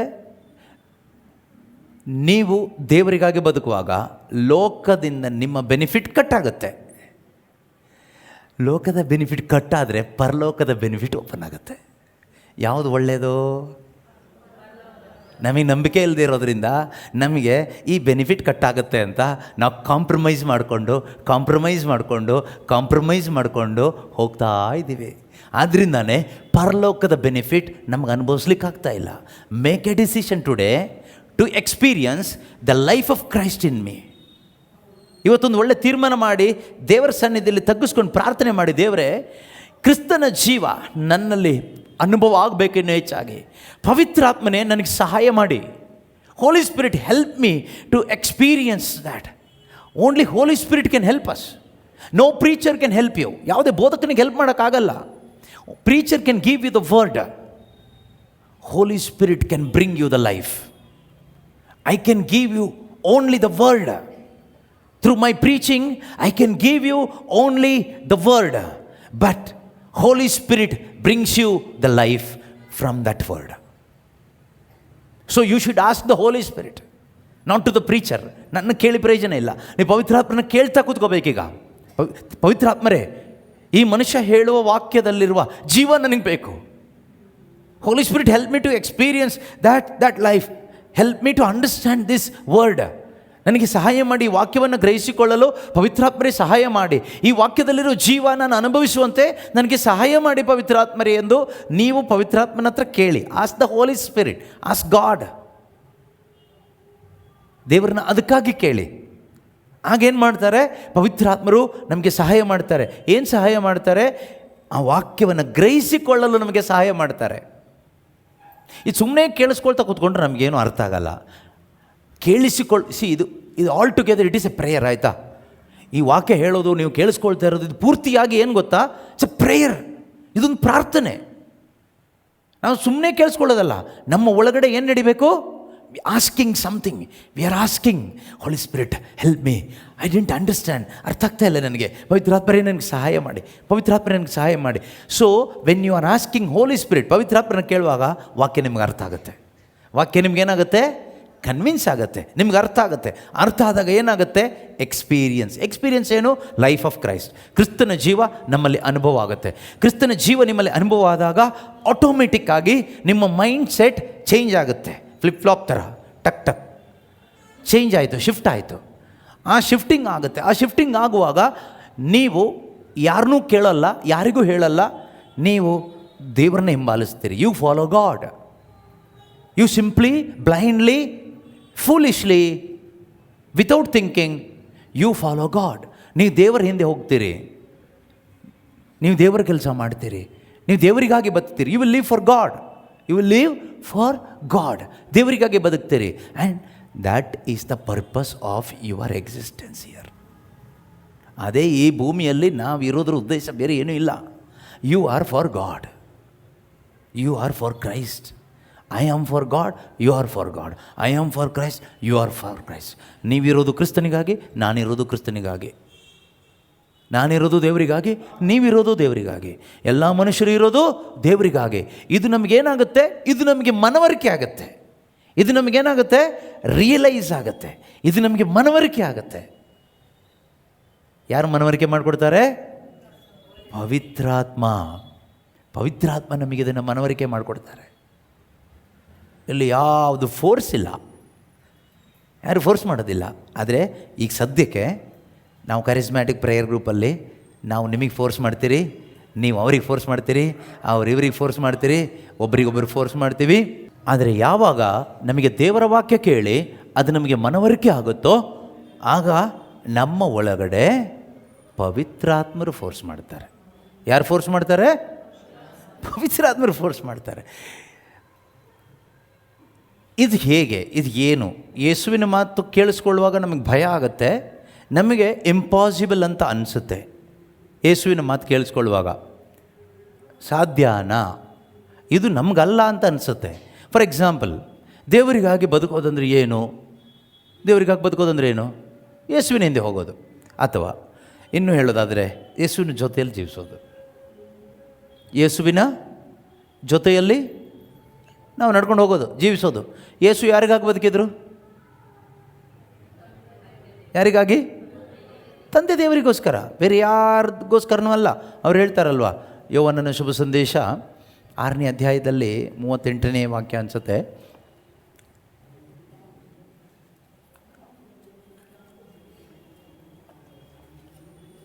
John chapter 6. ನಾನು ಸ್ವರ್ಗದಿಂದ ಇಳಿದು ಬಂದದ್ದು ನನ್ನ ಇಚ್ಛೆಯಂತೆ ನಡೆಯುವುದಕ್ಕಲ್ಲ. ನನ್ನ ಇಚ್ಛೆಯಂತೆ ನಡೆಯುವುದಕ್ಕೆ ಅಲ್ಲ. ನಾನು ಸ್ವರ್ಗದಿಂದ ಇಳಿದು ಬಂದಿದ್ದು. ಯೇಸು ಹೇಳುವಂಥ ಮಾತು, ನಾನು ಸ್ವರ್ಗದಿಂದ ಈ ಭೂಮಿಗೆ ಇಳಿದು ಬಂದಿದ್ದು ನನ್ನ ಇಚ್ಛೆ ಪ್ರಕಾರ ನಡೀಲಿಕ್ಕೆ ಅಲ್ಲ. ಮತ್ತೆ ಯಾರ ಇಚ್ಛೆ ಪ್ರಕಾರ ನಡೀಲಿಕ್ಕೆ? ನನ್ನನ್ನು ಕಳುಹಿಸಿದ ಆತನ ಚಿತ್ತದಂತೆ ನಡೆಯುವುದಕ್ಕೆ. ನನ್ನನ್ನು ಕಳುಹಿಸಿದ ಆತನ ಅಥವಾ ದೇವರ ಚಿತ್ತದ ಪ್ರಕಾರ ನಡೀಲಿಕ್ಕೆ ಅಲ್ವಾ? ಸೊ ಯೇಸು ಸ್ವಾಮಿ ಏನು ಹೇಳ್ತಾರೆ? ನಾನು ಬಂದಿದ್ದು ನನ್ನ ಇಚ್ಛೆ ಪ್ರಕಾರ ನಡೀಲಿಕ್ಕೆ ಅಲ್ಲ, ನನ್ನನ್ನು ಕಳುಹಿಸಿದ ದೇವರ ಇಚ್ಛೆ ಪ್ರಕಾರ ನಡೀಲಿಕ್ಕೆ. ಅದೇ ರೀತಿಯಲ್ಲಿ ಪ್ರೀತಿಯ ಸಹೋದರ ಸಹೋದರಿಯರೇ, ನಾವು ಯೇಸು ಕ್ರಿಸ್ತನ ಜೊತೆಯಲ್ಲಿ ನಡೆಯುವಾಗ ನಮಗೂ ಇದೇ ಥಾಟ್ ಬರುತ್ತೆ. ನೀವು ಯಾರ ಜೊತೆಗೆ ನಡೀತೀರೋ ಅವ್ರ ಥರನೇ ನೀವು ಥಿಂಕ್ ಮಾಡ್ತೀರಾ. ಈ ಲೋಕದಲ್ಲಿ ನೀವು ನೋಡಿ, ಕೆಲವು ಟೈಮ್ ನಾವು ಹೇಳ್ತೀವಲ್ವಾ, ನೀವು ಅವ್ರ ಜೊತೆಗೆ ಸೇರಿ ಅವ್ರ ಥರನೇ ಆಗ್ತಾಯಿದ್ದೀರಾ, ಹುಷಾರು. ನೀವು ಇವ್ರ ಜೊತೆಗೆ ಸೇರಿ ಇವ್ರ ಥರ ಆಗ್ತಾಯಿದ್ದೀರಾ, ಹುಷಾರ್. ನೀನು ಅವನ ಜೊತೆಗೆ ಸೇರಿ ಹಾಳಾಗಿ ಹೋಗ್ತಾ ಇದೆಯಾ, ಅವನ ಜೊತೆಗೆ ಸೇರಬೇಡ, ಅವ್ನು ಸರಿ ಇಲ್ಲ. ನೀನು ಯಾಕೋ ಅವ್ರ ಜೊತೆಗೆ ಫ್ರೆಂಡ್ಶಿಪ್ ಇಟ್ಕೊಂಡಿದ್ಯಾ, ಹೋಗ್ತಾ ಹೋಗ್ತಾ ಅವ್ರ ಥರನೇ ನೀನು ಆಗ್ತೀಯಾ, ಹುಷಾರ್. ಅದು ನಿಜನೇ, ಹೆಚ್ಚು ಕಡಿಮೆ ಅದು ಸರಿನೇ, ಕರೆಕ್ಟಾ? ನಾವು ಯಾರ ಜೊತೆಗೆ ಹೆಚ್ಚು ಸಮಯ ಕಳಿತೀವೋ ನಾವು ಯಾರ ಥರ ಆಗ್ತೀವಿ? ಅವ್ರ ಥರನೇ ಆಗ್ತೀವಿ. ಅದು ನಿಮಗೆಲ್ರಿಗೂ ಅನುಭವ ಆಗಿರ್ಬೋದು ಅಲ್ವಾ? ಸೊ ನೀವು ಯೇಸು ಜೊತೆಗೆ ನಡೆಯುವಾಗ ನೀವು ಯೇಸು ಥರನೇ ಥಿಂಕ್ ಮಾಡ್ತೀರ. ಯಾರ ಜೊತೆಗೆ ನಡೆಯುವಾಗ? ಶಿಜು ಬ್ರದರ್ ಜೊತೆಗೆ ನಡೆಯುವಾಗ ಯಾರ ಥರ ನೀವು ಥಿಂಕ್ ಮಾಡ್ತೀರಿ? ಶಿಜು ಬ್ರದರ್ ಥರ. ಶಿಜು ಬ್ರದರ್ ಒಂದಿನ ಹಳ್ಳದಲ್ಲಿ ಬೀಳ್ತಾರೆ, ಆವಾಗ ನೀವು ಒಂದು ದಿನ ಎಲ್ಲಿ ಬೀಳ್ತೀರಾ? ಯಾಕೆ ಹೇಳಿ? ನೀವು ಕೇವಲ ಮನುಷ್ಯನ ಜೊತೆಗೆ ನಡೆದ್ರಿ. ಮನುಷ್ಯನ ಜೊತೆಗೆ ನಡೆದ್ರೆ ಹಳ್ಳಕ್ಕೆ ಬೀಳೋದು. ಆದ್ದರಿಂದ ಶಿಜು ಬ್ರದರ್ ಜೊತೆಗೆ ನಡಿಬೇಡಿ. ಎಲ್ಲಿ ಬೀಳ್ತೀರ ಲಾಸ್ಟಿಗೆ? ಅವ್ರು ಎಲ್ಲಿ ಬೀಳ್ತಾರೋ ಗೊತ್ತಿಲ್ಲ, ಯಾವಾಗ ಬೀಳ್ತಾರೋ ಗೊತ್ತಿಲ್ಲ. ಕೆಲವು ಟೈಮ್ ನೀವು ಹೇಳ್ತೀರಲ್ವ, ನಾವು ಇವ್ರನ್ನ ನಂಬಿ ಕೆಟ್ಟೋಗ್ಬಿಟ್ವಿ ಅಂತ. ಇವ್ರ ಜೊತೆಗೆ ನಾವು ನಡೆದ್ವಿ, ಕೆಟ್ಟೋಗ್ಬಿಟ್ವಿ. ಕೆಟ್ಟೇ ಹೋಗೋದು, ಅದು ಕರೆಕ್ಟೇ, ಅದು ಹಾಗೆಯೇ ಆಗೋದು. ಆದರೆ ಒಬ್ಬರ ಜೊತೆಗೆ ನಡೆದ್ರೆ ಯಾವತ್ತೂ ಕೆಟ್ಟೋಗಲ್ಲ, ಕೆಟ್ಟವನು ಸರಿ ಆಗ್ತಾನೆ. ಅದು ಯಾರು ಕೇಳಿದರೆ ಯೇಸು ಸ್ವಾಮಿ. When you walk with Christ, when you walk with Jesus together, your mind set will change. Not people, it's not people who changes your mind set. ಜನ ಅಲ್ಲ ಮೈಂಡ್ ಸೆಟ್ ಚೇಂಜ್ ಮಾಡೋದು, ಪವಿತ್ರಾತ್ಮರಿಗೆ ಕೆಲಸ ಮಾಡ್ತಾರೆ. ಆಗ ನಿಮಗೂ ಕೂಡ ನಿಮ್ಮ ಒಳಗಡೆ ಒಂದು ಮನವರಿಕೆ ಬರುತ್ತೆ, ಒಂದು ಕನ್ವಿಕ್ಷನ್ ಬರುತ್ತೆ. ನಾನು ಈ ಭೂಮಿಯಲ್ಲಿ ಬಂದಿರುವುದು ನನ್ನ ಇಚ್ಛೆಯಂತೆ ನಡೆಯುವುದಕ್ಕಾಗಿ ಅಲ್ಲ. ನಾನು ಈ ಭೂಮಿಗೆ ಬಂದಿದ್ದು ನನ್ನ ಇಚ್ಛೆಯಂತೆ ನಡೆಯುವುದಕ್ಕಾಗಿ ಅಲ್ಲ, ನನ್ನನ್ನು ಕಳುಹಿಸಿದ ಅಥವಾ ಸೃಷ್ಟಿಸಿದ, ನಮ್ಮನ್ನು ಯಾರನ್ನು ಕಳಿಸಿಲ್ಲ ದೇವರು, ಸೃಷ್ಟಿಸಿದ್ದು. ಯೇಸುವನ್ನು ಕಳುಹಿಸಿದ್ದು. ಯಾಕೆಂದರು ಅವರು ಸೃಷ್ಟಿಸಲ್ಪಟ್ಟವರಲ್ಲ, ಅವರಲ್ಲಿ ಇದ್ದರು, ಹೋಗು ಅಂದರು, ಬಂದರು. ನಾವು ಇದ್ದವರಲ್ಲ, ನಮ್ಮನ್ನು ಸೃಷ್ಟಿಸಿದರು. ಅದರಿಂದ ಸರಿಯಾಗಿ ಅರ್ಥ ಆಯ್ತಾ? ಹಾಂ, ಓಕೆ. ಯಾಕಂದರೆ ಮಿಸ್ಟೇಕಾಗಿ ಹೇಳಿದ್ದು ನೀವು ಕೊನೆಗೆ ದೊಡ್ಡಕ್ಕೆ ಹಿಡ್ಕೊಬಿಡ್ತೀರಿ ಕೆಲವರೆಲ್ಲ. ಬೈಬಲ್ ಪಂಡಿತರು ಇರೋದ್ರಿಂದ ನಮಗೆ ಸ್ವಲ್ಪ ಕಷ್ಟ. ಅದರಿಂದ ನಿಮ್ಗೇನಾದರೂ ಅರ್ಥ ಆಗದೆ ಇದ್ದಿದ್ದರೆ ದಯವಿಟ್ಟು ನನ್ನನ್ನು ಕೇಳಿ, ಶಿಜು ಬ್ರದರ್ ಯಾಕೆ ಹೀಗೆ ಹೇಳಿದ್ರು ಅಂತ ಅಲ್ಲಿ ಪಕ್ಕದವನ್ನ ಕೇಳಿದರೆ ಅವನಿಗೇನು ಅರ್ಥ ಆಗುತ್ತೆ, ಅವಳಿಗೇನು ಅರ್ಥ ಆಗುತ್ತೆ, ಅವಳು ಇನ್ನೊಂದು ಹೇಳಿ ನಿಮ್ಮ ತಲೆ ಹಾಳಾಗೋಗುತ್ತೆ. ಆದ್ದರಿಂದ if you have any doubt, ನಾನು ಪ್ರೀಚ್ ಮಾಡುವಾಗ ನಿಮಗೇನಾದರೂ ಡೌಟ್ ಬಂದರೆ ನೀವು ನನ್ನನ್ನು ಮಾತ್ರನೇ ಕೇಳಬೇಕು. ಇನ್ನೊಬ್ರನ್ನ ಕೇಳಿದರೆ ಡೌಟ್ ಜಾಸ್ತಿ ಆಗಿ ಅವಿಶ್ವಾಸ ಬಂದು ಇನ್ನೇನೇನೋ ಆಗೋಗುತ್ತೆ. ಅದರಿಂದ ನಾನು ಏನು ಹೇಳ್ತಾ ಇದ್ದೀನೋ ನನಗೆ ಗೊತ್ತು, ನಿಮ್ಮ ಪಕ್ಕದಲ್ಲಿ ಕೂತ್ಕೊಂಡವ್ರಿಗೆ ಗೊತ್ತಾ? ಗೊತ್ತಿಲ್ಲ. ಅದರಿಂದ ನನ್ನನ್ನು ಕೇಳಿ. ಕೆಲವು ಟೈಮ್ ಕೆಲವರು ನನಗೆ ಕೇಳ್ತಾರೆ, ಅಂತೋಣಿ ಬ್ರದರ್ ಹಾಗೆ ಹೇಳಿದರು ಯಾಕೆ ಅಂತ. ನಾನು ಅವ್ರಿಗೆ ಹೇಳೋದು ಅವ್ರನ್ನೇ ಕೇಳಿ ಅಂತ. ನನಗೇನು ಗೊತ್ತು ಅವ್ರು ಯಾವ ಸಂದರ್ಭದಲ್ಲಿ, ಯಾವ ಅರ್ಥದಲ್ಲಿ, ಯಾವ ಉದ್ದೇಶದಲ್ಲಿ ಹೇಳಿದರು ಅಂತ ನನಗೆ ಗೊತ್ತಿರೋದಿಲ್ಲ. ಇವ್ರು ಬಂದುಬಿಟ್ಟು ಅವ್ರು ಯಾಕೆ ಹೀಗೆ ಹೇಳಿದರು, ಯಾವುದೋ ಒಂದು ತಪ್ಪಾದ ರೀತಿಯಲ್ಲಿ ಇವ್ರು ಪ್ರೆಸೆಂಟ್ ಮಾಡ್ತಾರೆ. ಆದರೆ ಅವ್ರು ಆ ರೀತಿ ಹೇಳಿರೋದಿಲ್ಲ. ಯಾವುದೋ ಸಂದರ್ಭದಲ್ಲಿ ಯಾವ ಉದ್ದೇಶಕ್ಕಾಗಿ ಹೇಳಿದರು ಅಂತ ಹೇಳಿರೋದಿಲ್ಲ. ಸೊ ಅದೇ ರೀತಿಯಲ್ಲಿ ಯಾರೇ ಹೇಳಲಿ, ನೀವು ಹೇಳಿದವ್ರನ್ನೇ ಕೇಳಬೇಕು. ಇನ್ನೊಬ್ಬರನ್ನ ಕೇಳಿದರೆ ಹೇಳೋದು ಕಷ್ಟ ಆಗುತ್ತೆ. ನೀವು ಸುಮ್ಮನೆ ಅದಕ್ಕೆ ಕೆಲವು ಟೈಮ್ ಏನು ಹೇಳ್ತೀರಿ ಗೊತ್ತಾ, ಎಲ್ಲರಲ್ಲೂ ಒಂದೇ ಪವಿತ್ರಾತ್ಮ ಇರೋದಲ್ವಾ, ಅದು ಹೇಳೋಕ್ಕಾಗುತ್ತಲ್ವ ಅಂತೆಲ್ಲ ಕತೆ ಹೇಳಿ ಏನೂ ಪ್ರಯೋಜನ ಇಲ್ಲ. ನಿಮಗೆ ನಿಮ್ಮ ಸಮಸ್ಯೆಗೆ ಉತ್ತರ ಬೇಕಾ, ನಿಮ್ಮ ಪ್ರಶ್ನೆಗೆ ಉತ್ತರ ಬೇಕಾ, ಆದ್ದರಿಂದ ಯಾರು ಹೇಳಿದಾರೋ ಅವ್ರನ್ನ ಕೇಳಬೇಕು. ಆಗ ಅವರು ಒಂದು ವೇಳೆ ಉತ್ತರ ಗೊತ್ತಿದ್ದರೆ ಗೊತ್ತಿರೋ ಉತ್ತರ ಹೇಳ್ತಾರೆ, ಇಲ್ಲದೇ ಇದ್ದರೆ ಎಲ್ಲಿಂದನೋ ಕೇಳಿಬಿಟ್ಟು ಹೇಳ್ತಾರೆ. ಅದೇ ರೀತಿ ಈಗ ನೀವು ಕೇಳಿಸ್ಕೊಳ್ತಾ ಇರತಕ್ಕಂಥ ವಿಷಯದಲ್ಲಿ ನಿಮಗೇನಾದರೂ ಅರ್ಥ ಆಗದೆ ಇದ್ದಿದ್ದರೆ ಅದನ್ನು ನೀವು ಹೇಳಿದ್ದರಂತ ನನಗೇ ಕೇಳಬೇಕು. ನೀವು ನಿಮ್ಮಲ್ಲಿಗೆ ಪ್ರಶ್ನೆ ಹಾಕ್ಕೊಂಡು ಕೂತ್ಕೊಂಡ್ರೆ ಉತ್ತರ ಸಿಗಲ್ಲ, ಗೊಂದಲ ಆಗುತ್ತೆ. ಓಕೆ, ಅದರಿಂದ ಏನು ಹೇಳ್ತಾ ಬಂದೆ ನಾನು, ನಾವು ಯಾರ ಜೊತೆಗೆ ನಡಿತೀವೋ ಅವ್ರ ಥರ ನಾವೇನು ಮಾಡ್ತೀವಿ, ಆಲೋಚನೆ ಮಾಡ್ತೀವಿ. ಯೇಸು ಕ್ರಿಸ್ತನ ಜೊತೆಯಲ್ಲಿ ನಡೆದಾಗ ಯೇಸು ಕ್ರಿಸ್ತನ ಆಲೋಚನೆ ಮಾಡಿದ ಹಾಗೆ ನಾವು ಆಲೋಚನೆ ಮಾಡ್ತೀವಿ. ಯೇಸು ಆಲೋಚನೆ ಮಾಡಿದ್ದೇನೋ, ಯೇಸು ಆಲೋಚನೆ ಮಾಡಿದ್ದೇನೆ ಏನಂತ, ನಾನು ಬಂದಿರುವುದು ಪಿತನ, ನನ್ನನ್ನು ಕಳುಹಿಸಿದ ಪಿತನ ಚಿತ್ತವನ್ನು ನೆರವೇರಿಸಲು. ಹಾಗೆ ನಾವು ಆಲೋಚನೆ ಮಾಡ್ತೀವಿ ಏನೆಂದು, ನನ್ನನ್ನು ದೇವರು ಸೃಷ್ಟಿ ಮಾಡಿರುವುದು ನನ್ನನ್ನು ಈ ಜಗತ್ತಿನಲ್ಲಿ ಸೃಷ್ಟಿ ಮಾಡಿದ ತಂದೆ ದೇವರ ಚಿತ್ತದ ಪ್ರಕಾರ ಜೀವಿಸಲಿಕ್ಕೆ ಅಂತ ನಾವು ಯೋಚನೆ ಮಾಡಲಿಕ್ಕೆ ಶುರು ಮಾಡ್ತೀವಿ. ಯಾರ ಜೊತೆಗೆ ನಡೆದ್ರೆ, ಶಿಜು ಥಾಮಸ್ ಬ್ರದರ್ ಜೊತೆಗೆ ನಡೆದ್ರೆ ಅಲ್ಲ, ಈ ಯೋಚನೆ ಬರಲ್ಲ. ಬೇರೆ ಬೇರೆ ಏನೇನೋ ಯೋಚನೆ ಬರುತ್ತೆ. ನಾವು ಒಂದು ಪ್ರೇಯರ್ ಗ್ರೂಪ್ ಕಟ್ಟಬೇಕಪ್ಪ, ನಾವು ಪ್ರಬೋಧನೆ ಮಾಡಬೇಕಪ್ಪ, ನಾವು ಹಾಡಬೇಕಪ್ಪ ಅಂತ ಆಲೋಚನೆ ಬರುತ್ತೆ. ಏನು ಪ್ರಯೋಜನ ಹಂಗೆ ಮಾಡಿ? ಅದಲ್ಲ, ನೀವು ಯೇಸು ಕ್ರಿಸ್ತನ ಜೊತೆಗೆ ನಡೆದರೆ ಅವ್ರ ಮೈಂಡಲ್ಲಿದ್ದ ಆಲೋಚನೆ ನಿಮ್ಮ ಮೈಂಡಿಗೆ ಬರುತ್ತೆ. So make a decision to walk with Jesus. That is the purpose God saved you. ದೇವರು ನಮ್ಮನ್ನು ರಕ್ಷಣೆ ಮಾಡಿದ್ದು ಯಾಕೆ ಗೊತ್ತಾ? ಯಾಕೆ ಹೇಳಿ?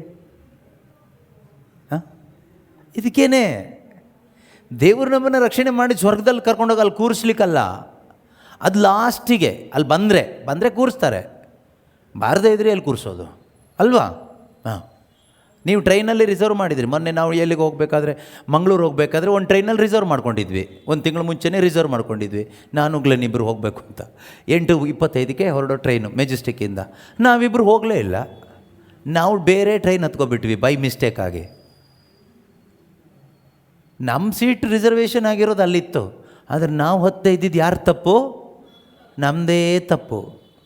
ಹಾಗೆ ಸ್ವರ್ಗದಲ್ಲಿ ನನಗೊಂದು ಸೀಟ್ ಇದೆ, ಹೋದರೆ ಅಲ್ಲಿ ತಲುಪಿದರೆ, ರೈಲ್ವೆ ಸ್ಟೇಷನಿಗೆ ಹೋಗಿ ಆ ಟ್ರೈನ್ ಹತ್ತಿ ಕೂತ್ಕೊಂಡ್ರೆ ನನ್ನ ಸೀಟಿದೆ, ಅಲ್ಲಿ ಎಲ್ಲೂ ಹೋಗಲ್ಲ. It is reserved. Central government rules ಅದು. ಹೆವನ್ಲಿ ರೂಲ್ಸ್ ಏನು ಗೊತ್ತಾ? ಸ್ವರ್ಗದ ರೂಲ್ಸ್ ಏನು ಗೊತ್ತಾ?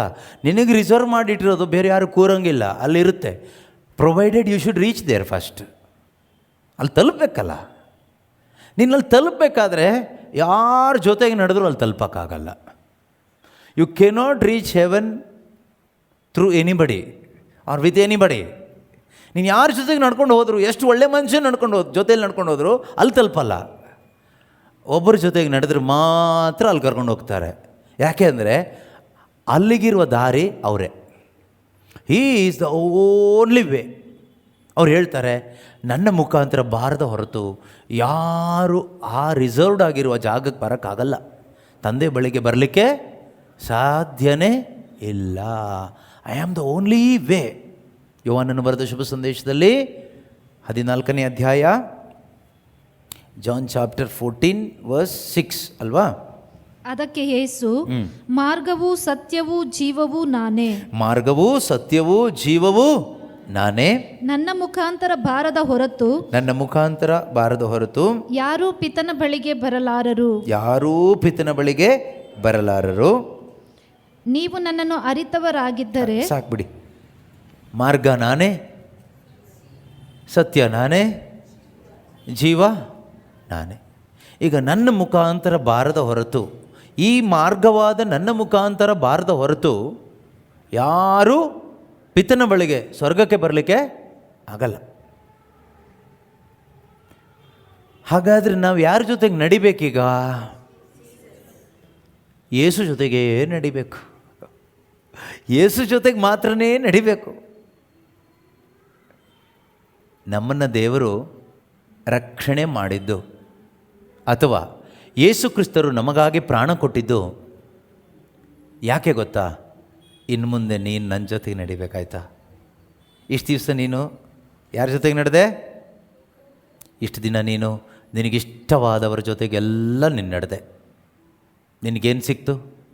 ನಿನಗೆ ಸಿಕ್ಕಿದ್ದು ನಿತ್ಯ ಮರಣ, ನಿನಗೆ ಸಿಕ್ಕಿದ್ದು ಡಿಪ್ರೆಷನ್, ನಿನಗೆ ಸಿಕ್ಕಿದ್ದು ಕುಡುಕುತನ, ನಿನಗೆ ಸಿಕ್ಕಿದ್ದು ಅಶುದ್ಧವಾದ ಜೀವನ, ನಿನಗೆ ಸಿಕ್ಕಿದ್ದು ವ್ಯಭಿಚಾರದ ಜೀವನ, ನಿನಗೆ ಸಿಕ್ಕಿದ್ದು ಮನೋವ್ಯತೆ, ನಿನಗೆ ಸಿಕ್ಕಿದ್ದು ಭಯ, ನಿನಗೆ ಸಿಕ್ಕಿದ್ದು ಆತಂಕ, ನಿನಗೆ ಸಿಕ್ಕಿದ್ದು ಹೊಟ್ಟೆ ಕಿಚ್ಚು, ನಿನಗೆ ಸಿಕ್ಕಿದ್ದೇನು?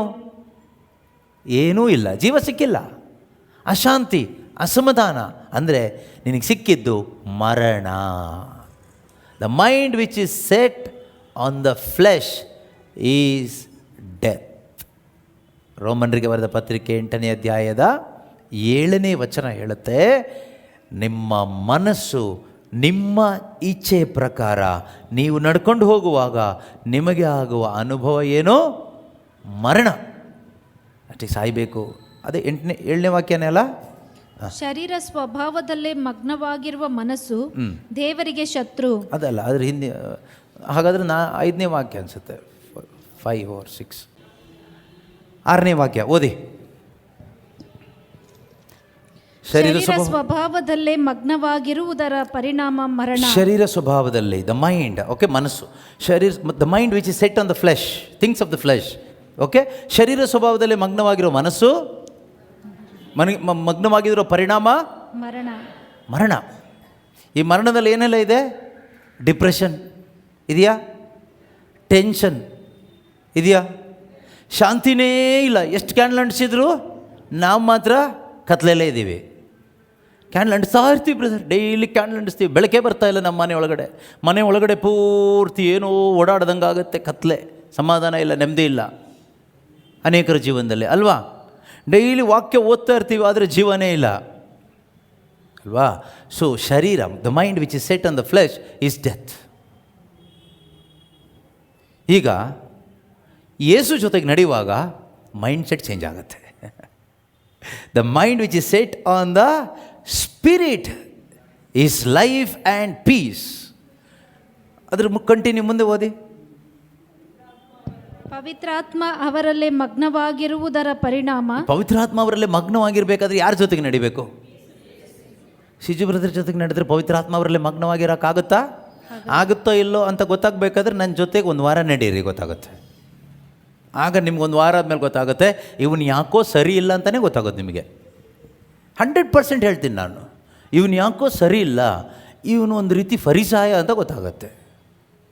ಮೊನ್ನೆ ಯಾರು ಹೇಳ್ತಾ ಇದ್ರಲ್ಲ, ಇವ್ರು ಸ್ಟೇಜ್ ಮೇಲೆ ಒಂಥರ, ಸ್ಟೇಜ್ ಕೆಳಗಡೆ ಒಂಥರ ಅಂತ. ಅವ್ರು ಹೇಳಿದ ತಪ್ಪು ಅಂತ ಹೇಳಿ ಅದಕ್ಕೋಸ್ಕರ ಹೇಳ್ತಾ ಇರೋದಲ್ಲ, ಅದು ನಿಮ್ಗೆ ಅರ್ಥ ಆಗುತ್ತೆ. ಯಾರ ಜೊತೆಗೆ ನಡೆದ್ರೆ? ನನ್ನ ಜೊತೆಗೆ ನಡೆದ್ರೆ. ನಿಮಗೆ ಗೊತ್ತಾಗಬೇಕಂದ್ರೆ ಬನ್ನಿ, ಒಂದು ವಾರನ ಒಂದು ತಿಂಗಳು ನನ್ನ ಜೊತೆಗೆ ನಡೀರಿ, ಆಗ ನಿಮಗೆ ಗೊತ್ತಾಗುತ್ತೆ. ಗೊತ್ತಾಗಿ ಬಿಟ್ಟು ಹೋಗ್ತೀರಾ. ಆಮೇಲೆ ನನಗಿಂತ ಬೆಟ್ರ್ ಆಗಿರೋನ್ನ ಪಿಶಾಚಿ ತೋರಿಸ್ಕೊಡ್ತಾನೆ, ಅವನ ಜೊತೆಗೆ ನಡೀತೀರಾ. ಅಲ್ಲೂ ಒಂದು ವಾರ ನಡೀತೀರಿ, ಅಲ್ಲೂ ಸರಿ ಇಲ್ಲ ಅಂತೀರಿ. ಅದಕ್ಕೇ ಜನರೆಲ್ಲ ಈ ಸಭೆ ಸರಿ ಇಲ್ಲ ಅಂತ ಆ ಸಭೆ ಸರಿ ಇಲ್ಲ ಅಂತ, ಇನ್ನೊಂದು ಸಭೆ ಆ ಪ್ರೇ ಗ್ರೂಪ್ ಸರಿ ಇಲ್ಲ ಅಂತ, ಈ ಪ್ರೇ ಗ್ರೂಪ್ ಸರಿ ಇಲ್ಲ ಅಂತ, ಇನ್ನೊಂದು ಪ್ರೇ ಗ್ರೂಪ್ ಶಿಫ್ಟ್ ಆಗಿ ಲಾಸ್ಟಿಗೆ ಮೂಲೆ ಗುಂಪಲ್ಲಿ ಒಂದು ಒಣಗಿದ ಎಲೆ ಥರ ಹೀಗೆ ಮುದುಡ್ಕೊಂಡಿರ್ತಾರೆ. ಮರಣ ಬರೋ ತನಕ ಹಾಗೆ ಒಣಗಿ ಒಂದು ದಿನ ಹೋಗ್ಬಿಡ್ತಾರೆ. ಏನು ಮಾಡಲ್ಲ. ನೀನು ದೇವರಿಗಾಗಿ ಬದುಕಬೇಕಾ, ಕ್ರಿಸ್ತನ ಜೊತೆಗೆ ನಡಿಬೇಕು. ಇದು ಫಸ್ಟ್ ತಲೆಗೆ ತಗೊಳ್ಳಿ. I want to live for God, so I will make a decision to walk with Jesus. ನಾನು ಯೇಸು ಜೊತೆಗೆ ನಡಿಬೇಕು. ಯೇಸು ಜೊತೆಗೆ ನಡೆದಾಗ ಮೈಂಡ್ ಸೆಟ್ ಚೇಂಜ್ ಆಗತ್ತೆ. ದೇವರು ನನ್ನನ್ನು ಸೃಷ್ಟಿಸಿದ್ದು ನನ್ನ ಸ್ವಂತ ಇಚ್ಛೆಯಂತೆ ನಡೆಯುವುದಕ್ಕಾಗಿ ಅಲ್ವೇ ಅಲ್ಲ. ದೇವರು ನನ್ನನ್ನು ಕಳಿಸಿದ್ದು ನನ್ನ ಜೊತೆಯಲ್ಲಿರುವ ಮನುಷ್ಯರ ಇಚ್ಛೆಯಂತೆ ನಡೆಯುವುದಕ್ಕಾಗಿ ಅಲ್ವೇ ಅಲ್ಲ. ಬದಲಾಗಿ ನನ್ನನ್ನು ಸೃಷ್ಟಿ ಮಾಡಿ ನನ್ನನ್ನು ರಕ್ಷಿಸಿದ ನನ್ನ ದೇವರ ಇಚ್ಛೆಯ ಪ್ರಕಾರ ನಡೆಯುವುದಕ್ಕಾಗಿ. ಯೇಸು ಸ್ವಾಮಿನೂ ಕೂಡ ಇದನ್ನು ಕಠಿಣವಾಗಿ ಒಂದು ಕಡೆ ಹೇಳ್ತಾರೆ, ಭಯ ಉಂಟಾಗುವ ರೀತಿಯಲ್ಲಿ ಹೇಳ್ತಾರೆ. ಮತ್ತಾಯ 7:21 ಏನಂತ ಹೇಳ್ತಾರೆ? ನನ್ನನ್ನು ಸ್ವಾಮಿ ಯೇಸುವೇ, ಕರ್ತನಾದ ಯೇಸುವೇ. ನೀವು ಚೇಂಜ್ ಮಾಡಿದ್ದೀವಲ್ವಾ?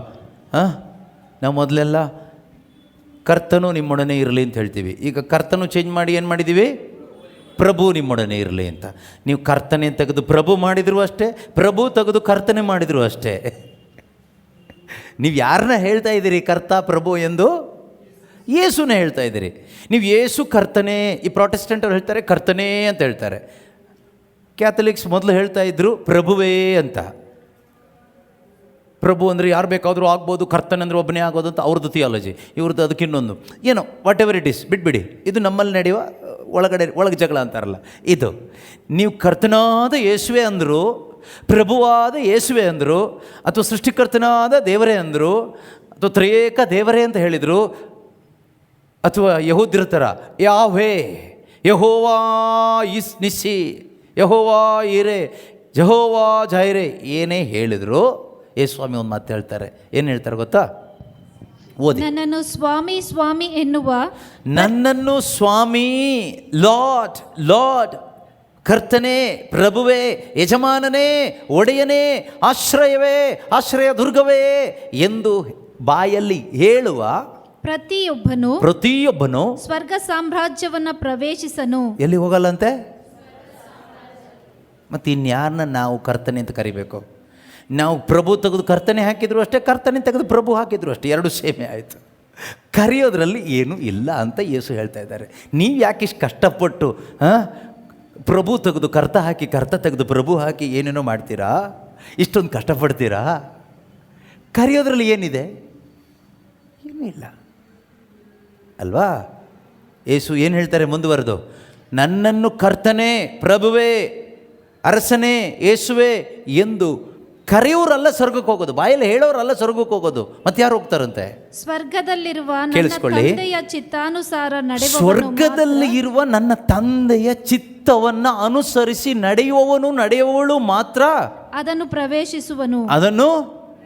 ಪ್ರವೇಶಿಸುವನು. ಇದು ಕೇಳಿಸ್ಕೊಳ್ಳೋದು ನಮಗೆ ಭಯ ಆಗುತ್ತೆ. ಭಯಪಡೋದೇನು ಬೇಡ, ಆಯ್ತಾ? ಭಯಪಡೋ ಅವಶ್ಯಕತೆನೇ ಇಲ್ಲ. ಅದಕ್ಕೋಸ್ಕರನೇ ಯೇಸು ಇಮ್ಯಾನ್ಯುಯಲ್ ಆಗಿರೋದು. ಯೇಸು ಏನಾಗಿರೋದು? ಇಮ್ಯಾನ್ಯುಯಲ್ ಅಂದರೆ ಅರ್ಥ ಏನು? ದೇವರು ಯೇಸು ನಮ್ಮ ಜೊತೆಗೆ. ಯೇಸು ನಮ್ಮೊಂದಿಗಿದ್ದಾರೆ. ಈಗ ನಾವು ಯಾರ ಜೊತೆಗೆ ನಡಿಬೇಕಾಗಾದ್ರೆ ಯೇಸು ಜೊತೆಗೆ ನಡಿಬೇಕು. ಯೇಸು ಜೊತೆಗೆ ನಡೆಯುವಾಗ ಯಾರಿಚ್ಛೆ ಈಡೇರಿಸಬೇಕು ಅಂತ ಆಸೆ ಬರುತ್ತೆ, ಯಾರಿಚ್ಛೆ ಈಡೇರಿಸಲಿಕ್ಕೆ ಧೈರ್ಯ ಬರುತ್ತೆ, ಯಾರಿಚ್ಛೆ ಈಡೇರಿಸೋದ್ರಲ್ಲಿ ನಮಗೆ ಹೆಚ್ಚು ತವಕ ಬರುತ್ತೆ. ದೇವರ ಚಿತ್ತ, ತಂದೆಯ ಚಿತ್ತ. ಸ್ವರ್ಗದಲ್ಲಿರೋ ದೇವರ ಇಚ್ಛೆ ನೆರವೇರಿಸಬೇಕು ಅಂತ ನಮ್ಗೆ ಆಸೆ ಬರುತ್ತೆ, ಶಕ್ತಿ ಬರುತ್ತೆ, ಧೈರ್ಯ ಬರುತ್ತೆ. ನಾವು ದೇವರ ಇಚ್ಛೆ ನೆರವೇರಿಸೋರಾಗ್ತೀವಿ. ನಮ್ಮ ಬಲದಿಂದ ಅಲ್ಲ, ನನ್ನೊಳಗೆ ಇರುವ ಕ್ರಿಸ್ತನ ಜೀವದ ಮುಖಾಂತರವಾಗಿ ನಾನು ತಂದೆಯ ಇಚ್ಛೆಯಂತೆ ಜೀವಿಸ್ತೇನೆ. ಇದಕ್ಕಾಗಿಯೇ ದೇವರು ನನ್ನನ್ನು ಏನು ಮಾಡಿದ್ದಾರೆ? ರಕ್ಷಣೆ ಮಾಡಿದ್ದಾರೆ.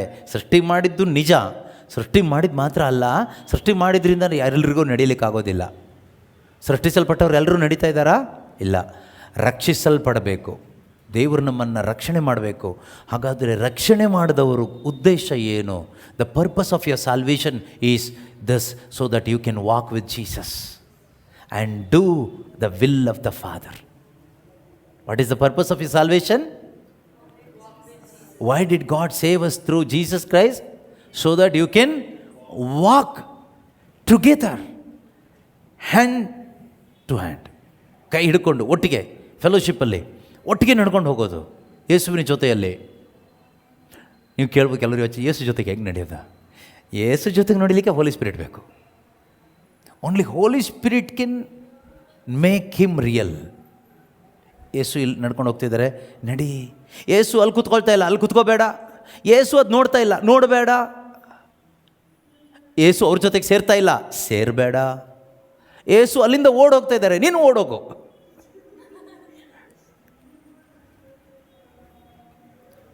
ಯಾರು ಹೇಳ್ಕೊಡ್ತಾರೆ? ಯೇಸುನ ತೋರಿಸ್ಕೊಡೋರು ಯಾರು ನಮಗೆ? ಪವಿತ್ರಾತ್ಮ. ಎಷ್ಟು ಒಳ್ಳೆ ಜೀವನ ಅಲ್ವಾ? ಆವಾಗ ನಿಮ್ಮ ಜೀವನ ಈ ಪವಿತ್ರಾತ್ಮ ಎಲ್ಲಿದ್ದವ್ರಿಗೆ ನೋಡುವಾಗ ನಿಮ್ಮ ಜೀವನ ಹುಚ್ಚುಚ್ಚುರ ಥರ ಅನಿಸುತ್ತೆ. ಯಾಕೆ ಇವಳು ಆಡ್ತಾ ಇದ್ದಾಳೆ? ಯಾಕೆ ಇವನು ಹುಚ್ಚುಚ್ಚುರ ಥರ ಆಡ್ತಾ ಇದ್ದಾನೆ? ಇವನಿಗೇನಾಗಿದೆ? ಯಾರು ಇವನಿಗೆ ಬ್ರೈನ್ ವಾಶ್ ಮಾಡ್ತಾ ಇರೋದು? ಯಾರೋ ಏನೋ ಮಾಡ್ತಾ ಇದ್ದಾರೆ. ಇದ್ರ ಹಿಂದೆ ಯಾರ್ದೋ ಕೈ ಇದೆ. 100% ಯಾರ್ದೋ ಕೈ ಇದೆ. ಆದರೆ ನಿನ್ನ ಕಣ್ಣಿಗೆ ಆ ಕೈ ಕಾಣಲ್ಲ. ಆ ಕೈ ಪವಿತ್ರಾತ್ಮನ ಕೈ. That is the hand of the Holy Spirit. He is a person, he has hand.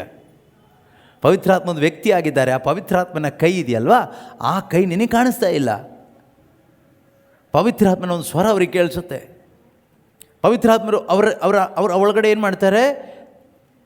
ವಿಶ್ವಾಸದ ಮುಖಾಂತರ ಯೇಸು ಕಾಣಿಸುವ ಹಾಗೆ ಮಾಡ್ತಾರೆ. That is the work of the Holy Spirit. ಇದೊಂದು ಅದ್ಭುತಕರವಾದ ಜೀವನ, ಅಂದರೆ ಸುಂದರವಾದ ಜೀವನ, ಒಂದು ಹುಚ್ಚರ ಜೀವನ. ಲೋಕದ ಕಣ್ಣಿಗೆ ಇದೊಂದು ರೀತಿ ಹುಚ್ಚರ ಜೀವನ. ಎಲ್ಲರೂ ಒಂಥರ ಬದುಕ್ತಾರೆ. ನಿಮ್ಮದೇನು ಒಂಥರ? ಎಲ್ಲರೂ ಬೋಧನೆ ಮಾಡ್ತಾ ಇದ್ದಾರಲ್ಲ, ನಿಮ್ದೇನು ಒಂಥರ ವಿಚಿತ್ರ ಹುಚ್ಚುಚ್ಚು ಬೋಧನೆ ಇದು. ಏನಿದು? What is this nonsense? It doesn't make any sense to us ಅಲ್ವಾ? Does it make any sense to you? ನಿಮಗೇನಾದರೂ ಇದು ಸೆನ್ಸ್, ಏನಾದರೂ ಅರ್ಥ ಆಗ್ತಾ ಇದೆಯಾ? ಅಥವಾ ಇದು ಏನು ಹುಚ್ಚುಚ್ಚಾಗಿ ಏನೇನೋ ಹೇಳ್ತಾ ಇದ್ದಾರೆ, ನಮಗೇನು ಏನಪ್ಪ ಈ ಮನಸ್ಸು ಏನೋ ಹೇಳ್ತಾನೆ ಅಂತ ಅನಿಸ್ತಾ ಇದೆಯಾ? ಎರಡರಲ್ಲಿ ಒಂದು ಅನಿಸ್ಬೇಕಲ್ವಾ? ಕೆಲವರಿಗೆ ಹಾಗೂ ಅನಿಸುತ್ತೆ, ಕೆಲವರಿಗೆ ಹೀಗೂ ಅನಿಸುತ್ತೆ. ಪವಿತ್ರಾತ್ಮ ಇರುವವರಿಗೆ ವಾಟ್ ಐ ಆಮ್ ಸೇಯಿಂಗ್ ಇದು ಅರ್ಥ ಆಗುತ್ತೆ, ಇದರಲ್ಲಿ ಏನೋ ಇದೆ ಅಂತ ಗೊತ್ತಾ. ಪವಿತ್ರಾತ್ಮ ಇಲ್ಲದಿದ್ದವರಿಗೆ ಇವನು ಏನೋ ಹೇಳ್ತಾ ಇದ್ದಾನೆ, ನಮಗೇನು ಅರ್ಥ ಆಗ್ತಾ ಇಲ್ಲ. ಬೇಜಾರು ಮಾಡ್ಕೋಬೇಡಿ, ಕೆಲವು ಟೈಮ್ ನಾವು ಇಷ್ಟು ವರ್ಷದಿಂದ ಪ್ರೇಯರಲ್ಲಿ ಇದ್ದೀವಿ, ಹಾಗಾದ್ರೆ ನಮಗೂ ಅರ್ಥ ಆಗಲ್ವಾ? ನೀವು ಪ್ರೇಯರಲ್ಲಿ ಇದ್ದೀರಿ ಕರೆಕ್ಟ್, ಆದರೆ ಪವಿತ್ರಾತ್ಮ ಇಲ್ವಲ್ಲ, ಏನು ಮಾಡೋದು? ಅದರಿಂದ ಪ್ರೇಯರಲ್ಲಿ ಇದ್ದವ್ರು ಎಲ್ಲರಲ್ಲೂ ಪವಿತ್ರಾತ್ಮ ಇದ್ದಾರೆ ಅಂತ ನಂಬಲಿಕ್ಕೆ ಹೋಗಬೇಡಿ, ಆಯಿತಾ? ಹಾಂ, ಹಾಗೆ ನಿಮ್ಮನ್ನು ನೀವು ವಂಚಿಸ್ಕೋಬೇಡಿ. ನೀವು ಪ್ರೇಯರಲ್ಲಿ ಇರೋದ್ರಿಂದ ಪವಿತ್ರಾತ್ಮ ಇದ್ದಾರೆ ಅಂತಲೂ ತಿಳ್ಕೊಬೇಡಿ. ಪವಿತ್ರಾತ್ಮ ಇದ್ದರೆ ನೀವು ಪವಿತ್ರಾತ್ಮ ಯೇಸು ಜೊತೆಗೆ ನಡೆಸ್ತಾರೆ. ಯಾರ ಜೊತೆಗೆ ನಡೆಸ್ತಾರೆ? ಯೇಸು ಜೊತೆಗೆ ನಡೆಸ್ತಾರೆ. ಸಮಗ್ರ ಸತ್ಯದೆಡೆಗೆ ಅವರು ನಿಮ್ಮನ್ನು ಕರ್ಕೊಂಡು ಹೋಗ್ತಾರೆ. ಸಮಗ್ರ ಸತ್ಯ ಯಾರು? ಯೇಸು. ಯೇಸು ಜೊತೆಗೆ ನಡೆಸ್ಕೊಂಡು ಹೋಗೋದು ಪರಿಶುದ್ಧ ಆತ್ಮರು. ಇದಕ್ಕಾಗಿಯೇ ದೇವರು ನಮ್ಮನ್ನು ರಕ್ಷಣೆ ಮಾಡಿದ್ದು. ಒಂದು ವಾಕ್ಯ ನಾವು ನೋಡೋಣ. 1 Thessalonians chapter 5 verse 9 and 10. ಸಂತ ಪೌಲರು ಥೆಸಲೋನಿಕದವರಿಗೆ ಬರೆದ ಪತ್ರಿಕೆ ಅಧ್ಯಾಯ 5 ವಾಕ್ಯ 9 ಮತ್ತು 10, 11, 12 ಬೇಡ, 9, 10, 11 ಸಾಕು, ತುಂಬ ಚೆನ್ನಾಗಿದೆ. 3 ಓದೋಣ. 1 Thessalonians chapter 5 verse 9, 10, 11. ಥೆಸಲೋನಿಕದವರಿಗೆ ಬರೆದ ಪತ್ರಿಕೆ ಅಧ್ಯಾಯ 5, ಮೊದಲನೇ ಪತ್ರಿಕೆ ಅಧ್ಯಾಯ 5 ವಾಕ್ಯ 9, 10, 11. ಕೋಪಾಗ್ನಿಗೆ ಗುರಿಯಾಗಬೇಕೆಂದಲ್ಲ, ನಮ್ಮ ಪ್ರಭು ಯೇಸು ಕ್ರಿಸ್ತರಲ್ಲಿ ನಾವು ಜೀವೋದ್ಧಾರ ಹೊಂದಬೇಕೆಂಬುದೇ ದೈವೇಚ್ಛೆ. ಯೇಸು ಕ್ರಿಸ್ತರು ಮರಳಿ ಬರುವಾಗ ನಾವು ಮೃತರಾಗಿದ್ದರೂ ಜೀವಂತರಾಗಿದ್ದರೂ ಅವರೊಡನೆಯೇ ನಾವು ಜೀವಿಸಬೇಕೆಂದೇ ನಮಗಾಗಿ ಅವರು ಸಾವನ್ನಪ್ಪಿದರು. ಆದುದರಿಂದ ನೀವು ಈಗ ನಡೆದುಕೊಳ್ಳುತ್ತಿರುವಂತೆ ಒಬ್ಬರನ್ನೊಬ್ಬರು ಪ್ರೋತ್ಸಾಹಿಸಿ ಒಬ್ಬರ ಭಕ್ತಿಯನ್ನೊಬ್ಬರು ವೃದ್ಧಿಗೊಳಿಸಿರಿ. ಎಸ್, ತುಂಬ ನೀಟಾಗಿದೆ. For God has destined us not for wrath but for obtaining salvation through our Lord Jesus Christ. God has destined you not for wrath but to obtain salvation. ದೇವರು ನಮ್ಮನ್ನು ಏನಂತೆ ಕೋಪಾಗ್ನಿಗೆ ಗುರಿಯಾಗಬೇಕೆಂದಲ್ಲ, ನಮ್ಮ ಕರ್ತನು ನಮ್ಮ ರಕ್ಷಕನಾದ ಯೇಸು ಕ್ರಿಸ್ತನಲ್ಲಿ ನಾವು ರಕ್ಷಣೆ ಹೊಂದಬೇಕು ಪೂರ್ತಿಯಾಗಿ ಎಂಬುದೇ ದೇವರ ಇಚ್ಛೆ. Who died for us so that whether we are awake or asleep we may live with him. ಎಷ್ಟು ಚೆನ್ನಾಗಿದೆ ಅಲ್ವಾ? ಹೂ ಡೈಡ್ ಫಾರ್ ಅಸ್, ಯೇಸು ನಮಗಾಗಿ ಸತ್ತು ನಮ್ಮನ್ನು ರಕ್ಷಣೆ ಮಾಡಿದರು. ಕರೆಕ್ಟಾ? ಯೇಸು ನಮಗಾಗಿ ಸತ್ತು ನಮ್ಮನ್ನವರು ರಕ್ಷಿಸಿದರು. ಪಾಪದಿಂದ ಅವರು ನಮ್ಮನ್ನು ರಕ್ಷಣೆ ಮಾಡಿದರು. ಅವರ ಮರಣದ ಮುಖಾಂತರ ನಮಗೆ ಪಾಪ ಕ್ಷಮೆ ಸಿಕ್ತು. ನಮ್ಮ ಪಾಪದಿಂದ ಅವರು ಅವರ ಶಿಲುಬೆ ಮರಣದ ಮುಖಾಂತರ ನಮ್ಮನ್ನು ಅವರು ಕಾಪಾಡಿದರು. ಕಾಪಾಡಿದ್ದು ಯಾಕೆ ಗೊತ್ತಾ? ಕಾಪಾಡಿದ್ದು ಇದಕ್ಕೋಸ್ಕರ. ಯಾವುದಕ್ಕೋಸ್ಕರ? ನಾವು ಮೃತರಾಗಿದ್ದರೂ ಜೀವಂತವಾಗಿದ್ದರು. ಯಾರ ಜೊತೆಗಿರ್ಬೇಕಂತೆ? ಈಗ ನಾವು ಮೃತರಾಗಿದ್ದೀವ, ಜೀವಂತವಾಗಿದ್ದೀವ? ಎಷ್ಟೋ ಜನ ವಿಶ್ವಾಸಿಗಳು ಮೃತರಾದರು. ಅವ್ರು ಯಾರ ಜೊತೆಗಿದ್ದಾರೆ? ವಿಶ್ವಾಸದ ಮುಖಾಂತರ ಯೇಸು ಜೊತೆಯಲ್ಲಿದ್ದಾರೆ. ನಿಜವಾಗಲೂ ಇರೋದು ಆಮೇಲೆ. ವಿಶ್ವಾಸದಲ್ಲಿ ಮೃತರಾದವರು ಅದೇ ವಿಶ್ವಾಸದಲ್ಲಿ ಯಾರ ಜೊತೆಗಿದ್ದಾರೀಗ? ಜೀವಂತವಾಗಿರೋರು ನಾವು ಅದೇ ವಿಶ್ವಾಸದ ಮುಖಾಂತರ ಯಾರ ಜೊತೆಗೆ ಜೀವಿಸಬೇಕು? ಜೀವಿಸ್ತಾ ಇದ್ದೀವಾ?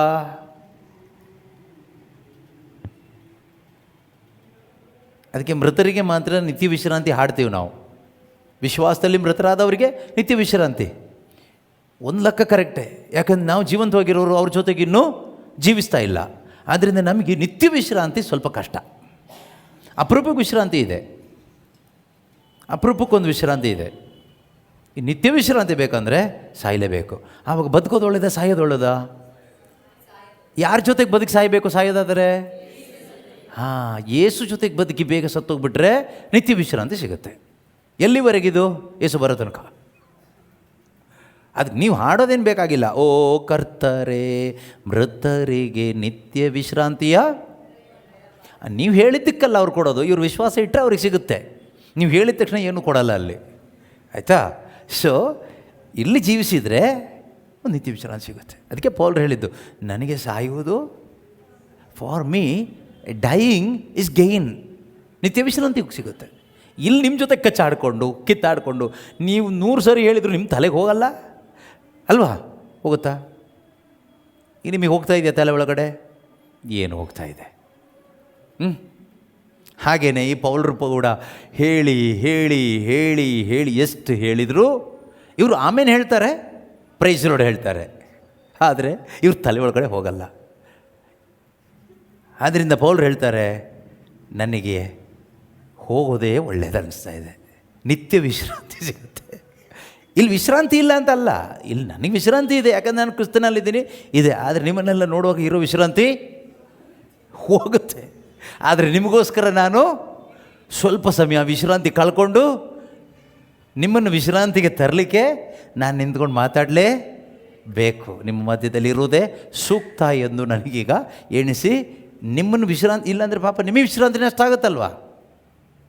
ನಿಮ್ಮನಿಗೆ ನಿತ್ಯ ವಿಶ್ರಾಂತಿ ಸಿಗಬೇಕಾದ್ರೆ ನನಗೆ ಸ್ವಲ್ಪ ಸಿಕ್ಕಿರೋ ನಿತ್ಯ ವಿಶ್ರಾಂತಿಯಿಂದ ಸ್ವಲ್ಪ ನಾನು ವಿಶ್ರಾಮ ತಗೋಬೇಕು. ತುಂಬ ಕಷ್ಟ ಇದು, ಸುಲಭ ಅಲ್ಲ. ನೀರಲ್ಲಿದ್ದ ಮೀನು ದಡಕ್ಕೆ ಬಂದು ಸ್ವಲ್ಪ ದಡದಲ್ಲಿದ್ದ ಮೀನಿಗೆ ವಾಪಸ್ ನೀರಿಗೆ ಎಳ್ಕೊಂಡು ಹೋಗೋ ಥರ. ಅಷ್ಟು ಸುಲಭನಾ? ಸುಲಭ ಅಲ್ಲ, ಕಷ್ಟ ಆಗುತ್ತೆ. ಆದರೂ ನೀರಲ್ಲಿದ್ದ ಮೀನು ಅವಾಗ ದಡಕ್ಕೆ ಬರಲೇಬೇಕು. ಏನು ಮಾಡೋದು? ದಡದಲ್ಲಿ ತುಂಬ ಮೀನುಗಳಿದೆಯಲ್ವ ನಮ್ಮ ದೋಸ್ತುಗಳು, ಅವ್ರನ್ನೆಲ್ಲ ಈ ನೀರಿಗೆ ಎಳ್ಕೊ ಬರಬೇಕಲ್ವಾ. ಸೊ ಆದ್ದರಿಂದ ಪೌಲರು ಹೇಳ್ತಾರೆ, ನಿಮಗೋಸ್ಕರ ಈ ಮೇಲಿರುವ ಮೀನುಗಳಾದ ಶಿಶು ಥಾಮಸ್ ನಿನ್ನನ್ನು ಕರ್ಕೊಂಡು ಬರೋಕ್ಕೆ ನಾನು ಸ್ವಲ್ಪ ಇನ್ನೂ ಉಸಿರು ಕಟ್ಕೊಂಡು ಬದುಕಬೇಕಾಗಿದೆ. ಈ ರೀತಿ ಎಷ್ಟೋ ಜನ ಕಷ್ಟಪಟ್ಟಿದ್ದಕ್ಕೆ ನಮಗೇನು ಸಿಕ್ಕಿದೆ? ಶುಭ ಸಂದೇಶ ಸಿಕ್ಕಿದೆ. ನಮಗೊಂದು ವಿಶ್ರಾಂತಿ ದಾರಿ ಕಾಣಿಸಿದೆ. ಅದರಿಂದ ಇಲ್ಲಿ ಹೇಳ್ತಾರೆ, ಅವರೊಡನೆ ನಾವು ಮೃತರಾಗಿದ್ದರೂ ಜೀವಂತರಾಗಿದ್ದರು, ನಾವು ಅವರೊಡನೆ ಜೀವಿಸಬೇಕೆಂದೇ ನಮಗಾಗಿ ಅವರು ಸಾವನ್ನಪ್ಪಿದರು. ನೋಡಿ, ನಾವು ಯಾರೊಡನೆ ಜೀವಿಸಬೇಕೆಂದು? ಯೇಸುವಿನೊಡನೆ ಜೀವಿಸಬೇಕು. ಯೇಸುವಿನೊಡನೆ ಜೀವಿಸೋದೇ ದೇವರಿಗಾಗಿ ಜೀವಿಸೋದು, ಬೇರೆ ಏನೂ ಅಲ್ಲ. ಆದರೆ ಇದು ಗೊತ್ತಿಲ್ಲದೆ ನಾವು ಯೇಸುವಿನ ಬೋಧನೆ ತಗೋಬಿಟ್ರೆ ಭಯ ಆಗುತ್ತೆ. ನನ್ನನ್ನು ಕರ್ತನೆ ಅಥವಾ ದೇವರೇ ಪ್ರಭುವೇ ಎಂದು ಹೇಳುವವರು ಸ್ವರ್ಗಕ್ಕೆ ಬರೋದಿಲ್ಲ, ದೇವರ ಇಚ್ಛೆ ಪ್ರಕಾರ ಬದುಕೋರು ಮಾತ್ರ ಅಂತ ಯೇಸು ಹೇಳಿದರು. ಅದು ಈ ಪತ್ರಿಕೆ ಇಲ್ಲದೆ ಅದನ್ನು ಮಾತ್ರ ತಗೊಂಡ್ರೆ ನಮ್ಗೆ ಯಾವತ್ತೂ ಅದನ್ನು ನೆರವೇರಿಸ್ಲಿಕ್ಕೆ ಇದು ಹೇಗೆ ಸಾಧ್ಯ? ನಮ್ಮಿಂದ ಸಾಧ್ಯ ಇಲ್ಲದೆ ಇರೋ ಕೆಲಸ. ಮತ್ತು ಹೇಗೆ ಸಾಧ್ಯ? ಕ್ರಿಸ್ತನ ಜೀವ ನನ್ನಲ್ಲಿ ಬಂದು ಜೀವಿಸುವಾಗ ನನಗಿದು ಸಾಧ್ಯ ಆಗುತ್ತೆ. ಇದು ಸಾಧಿಸೋದು ನಾನಲ್ಲ, ನನ್ನಲ್ಲಿ ಬರುವ ಕ್ರಿಸ್ತನ ಜೀವ. ಈ ಜೀವ ಎಲ್ಲಿಂದ ಬರುತ್ತೆ? My word gives life. ನಾನು ನಿಮ್ಮೊಡನೆ ಆಡಿದ ಮಾತುಗಳು ಜೀವ, life. The word which I am speaking to you, it brings life and spirit. ಜೀವ ಮತ್ತು ಆತ್ಮ, ಜೀವದಾಯಕ ದೇವರ ವಾಕ್ಯಗಳು, ಲೈಫ್ ಗಿವಿಂಗ್. ಇದು ನಿಮ್ಮಲ್ಲಿಗೆ ತರುತ್ತೆ. ಆಗ ನೀವೇನು ಮಾಡ್ತೀರಿ? ನೀವು ನಿಮ್ಮ ಫ್ರೆಂಡ್ಶಿಪ್ ಎಲ್ಲ ಚೇಂಜ್ ಮಾಡಿಬಿಡ್ತೀರಿ. ಇಷ್ಟು ದಿವಸ ಆವಾಗ ಫ್ರೆಂಡ್ಸ್ ಹೇಳ್ತಾರೆ, ಇಷ್ಟು ದಿವಸ ನಮ್ಮ ಜೊತೆಗೆ ನೀನು ಬರ್ತಾಯಿದ್ದೆ, ಪಾರ್ಟಿಗೆ ಬರ್ತಾಯಿದ್ದೆ, ಮದುವೆ ಫಂಕ್ಷನಿಗೆ ಬರ್ತಾಯಿದ್ದೆ, ಚರ್ಚಿಗೆ ಬರ್ತಾಯಿದ್ದೆ, ಕ್ಯಾಂಡ್ಲೆಂಡ್ಸಾಗಿ ಬರ್ತಾಯಿದ್ದೆ, ತಲೆ ಬೋಳಿಸ್ಕೊಳ್ಳೋಕೆ ಬರ್ತಾಯಿದ್ದೆ, ಹರಕೆ ಕಟ್ಟಕ್ಕೆ ಬರ್ತಾಯಿದ್ದೆ, ಆಮೇಲೆ ಪಟಾಕಿ ಹೊಡಿಲಿಕ್ಕೆ ಬರ್ತಾಯಿದ್ದೆ, ಶಾಪಿಂಗಿಗೆ ಬರ್ತಾಯಿದ್ದೆ, ಎಲ್ಲದಕ್ಕೂ ಬರ್ತಾಯಿದ್ದೆ. ಯಾಕೆ ಸಿಸ್ಟರಿಗೆ ಯಾವುದಕ್ಕೂ ಬರೋದಿಲ್ಲ? ನಾವು ಅಷ್ಟು ಕೆಟ್ಟವರಾ? ನೀವು ಕೆಟ್ಟವರಾಗಿರೋದ್ರಿಂದ ಅಲ್ಲ, ಅದಕ್ಕಲ್ಲ. ಈಗ ನಾನು ಯೇಸು ಜೊತೆಗೆ ನಡೆಯೋದ್ರಿಂದ ನಿಮ್ಮ ಜೊತೆಗೆ ನಡೆಯೋಕ್ಕೆ ಆಗ್ತಾಯಿಲ್ಲ.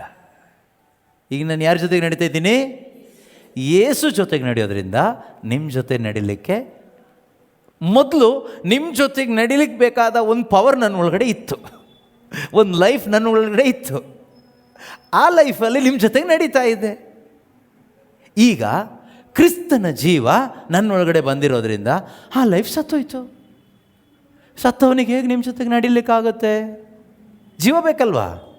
ಈಗ ನನ್ನೊಳಗಡೆ ಕ್ರಿಸ್ತನ ಜೀವ ಬಂದಿರೋದ್ರಿಂದ ಜೀವ ಇರುವ ಜೀವದ ಜೊತೆಯಲ್ಲಿ, ಯೇಸು ಜೊತೆಯಲ್ಲಿ ಮಾತ್ರ ನನಗೀಗ ನಡೀಲಿಕ್ಕೆ ಆಗ್ತಾಯಿದೆ ಅಂತ ನಿಮಗೆ ಹೇಳಲಿಕ್ಕೆ ಆಗಬೇಕು. ನೀವು ಹೇಳಿದರೂ ಅವರಿಗೆ ಹುಚ್ಚ, ಏನೇನೋ ಮಾತಾಡ್ತಾನೆ ಅಂತ ಹೇಳಿ ಪಿತನ ಸುತನ ಪವಿತ್ರಾತ್ಮನ ನಾಮದಲ್ಲಿ ಆಮೇನಂತ ಹೇಳಿ ಹೋಗ್ತಾರೆ. ಈಗ ಕೂತ್ಕೋಬೇಕು. ಈಗ ಆಮೇಲೆ ಮಾತಾಡೋಣ. ಸ್ವರ್ಗ ಬೇಕಲ್ಲ, ಕೂತ್ ಆಮೇಲೆ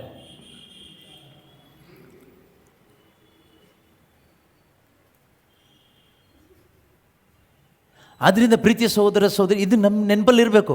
ಯಾರ ಜೊತೆಗೆ ನಡಿಬೇಕು? ಯಾರ ಜೊತೆ ನಡಿಬೇಕು? ಯೇಸು ಜೊತೆಗೆ. ನೋಡಿ, ಪ್ರೇಷಿತರ ಕಾರ್ಯಕಲಾಪಗಳಲ್ಲಿ ಒಂದು ವಾಕ್ಯ ಇದೆ. ಆ ಪ್ರೇಷಿತರನ್ನು ನೋಡಿ ಅವ್ರು ಗುರುತಚ್ಚಿದ್ರಂತೆ, ಇವರು ಯೇಸುವಿನ ಸಂಗಡಿಗರು. ತುಂಬ ಚೆನ್ನಾಗಿದೆ. 5ನೇ ಅಧ್ಯಾಯ ಅನಿಸುತ್ತೆ. They are with Jesus. ಹಾಂ ಅವಿದ್ಯಾವಂತರು. ಎಷ್ಟನೇ ವಾಕ್ಯ ಅದು? 4:13. 4:13. ಅವಿದ್ಯಾವಂತರು ಹಾಗೂ ಜನಸಾಮಾನ್ಯರು ಆಗಿದ್ದರು, ಇವರು ಇಷ್ಟು ಧೈರ್ಯಶಾಲಿಗಳಾಗಿರುವುದನ್ನು ಕಂಡು. Acts 4:13. ಓಕೆ, ಓದಿ ಸಿಸ್ಟರ್. ಇವರು ಇಷ್ಟು ಧೈರ್ಯಶಾಲಿಗಳಾಗಿರುವುದನ್ನು ಕಂಡು. ಇವರು ಯಾರು? ಇವರು ಅವಿದ್ಯಾವಂತರು, ಜನಸಾಮಾನ್ಯರು. ಅವಿದ್ಯಾವಂತರು, ವಿದ್ಯೆ ಇಲ್ಲ. ಮತ್ತು ಸಾಧಾರಣ ಜನ ಅಂದರೆ ಏನು ಗೊತ್ತಾ? ಮೀನು ಹಿಡಿಯೋರು, ಸುಂಕ ವಸೂಲಿ ಮಾಡ್ತಾ ಇದ್ದವರು, ಅಲ್ಲಿ ಇಲ್ಲಿ ಟೀ ಕಾಫಿ ಮಾರ್ತಾ ಇದ್ದವರು, ತರಕಾರಿ ಮಾಡ್ತಾ ಇದ್ದವರು, ಅಲ್ಲಿ ಇಲ್ಲಿ ಕಸ ಗುಡಿಸ್ಕೊಂಡಿದ್ದವರು, ಅಲ್ಲಿ ಇಲ್ಲಿ ಕೂತ್ಕೊಂಡು ಹರಟೆ ಹೊಡಿತಾ ಇದ್ದವರು, ಟಿ ವಿ ನೋಡಿಕೊಂಡು ಇನ್ಸ್ಟಾಗ್ರಾಮಲ್ಲಿ ಇದ್ದವರು, ಮೊಬೈಲ್ ಫೋನಲ್ಲಿದ್ದವರು, ಯಾವಾಗಲೂ ಯೂಟ್ಯೂಬಲ್ಲಿ ರೀಲ್ಸ್ ಮಾಡ್ತಾ ಇದ್ದವರು, ಜನಸಾಮಾನ್ಯರು, ಸಾಮಾನ್ಯ ಜನರ ಥರ ಬದುಕ್ತಾ ಇದ್ದವರು. ಯಾರು? ಪೇತ್ರ, ಯಾಕೋಬ, ಯೋವನ್ನ, ಇವರೆಲ್ಲ.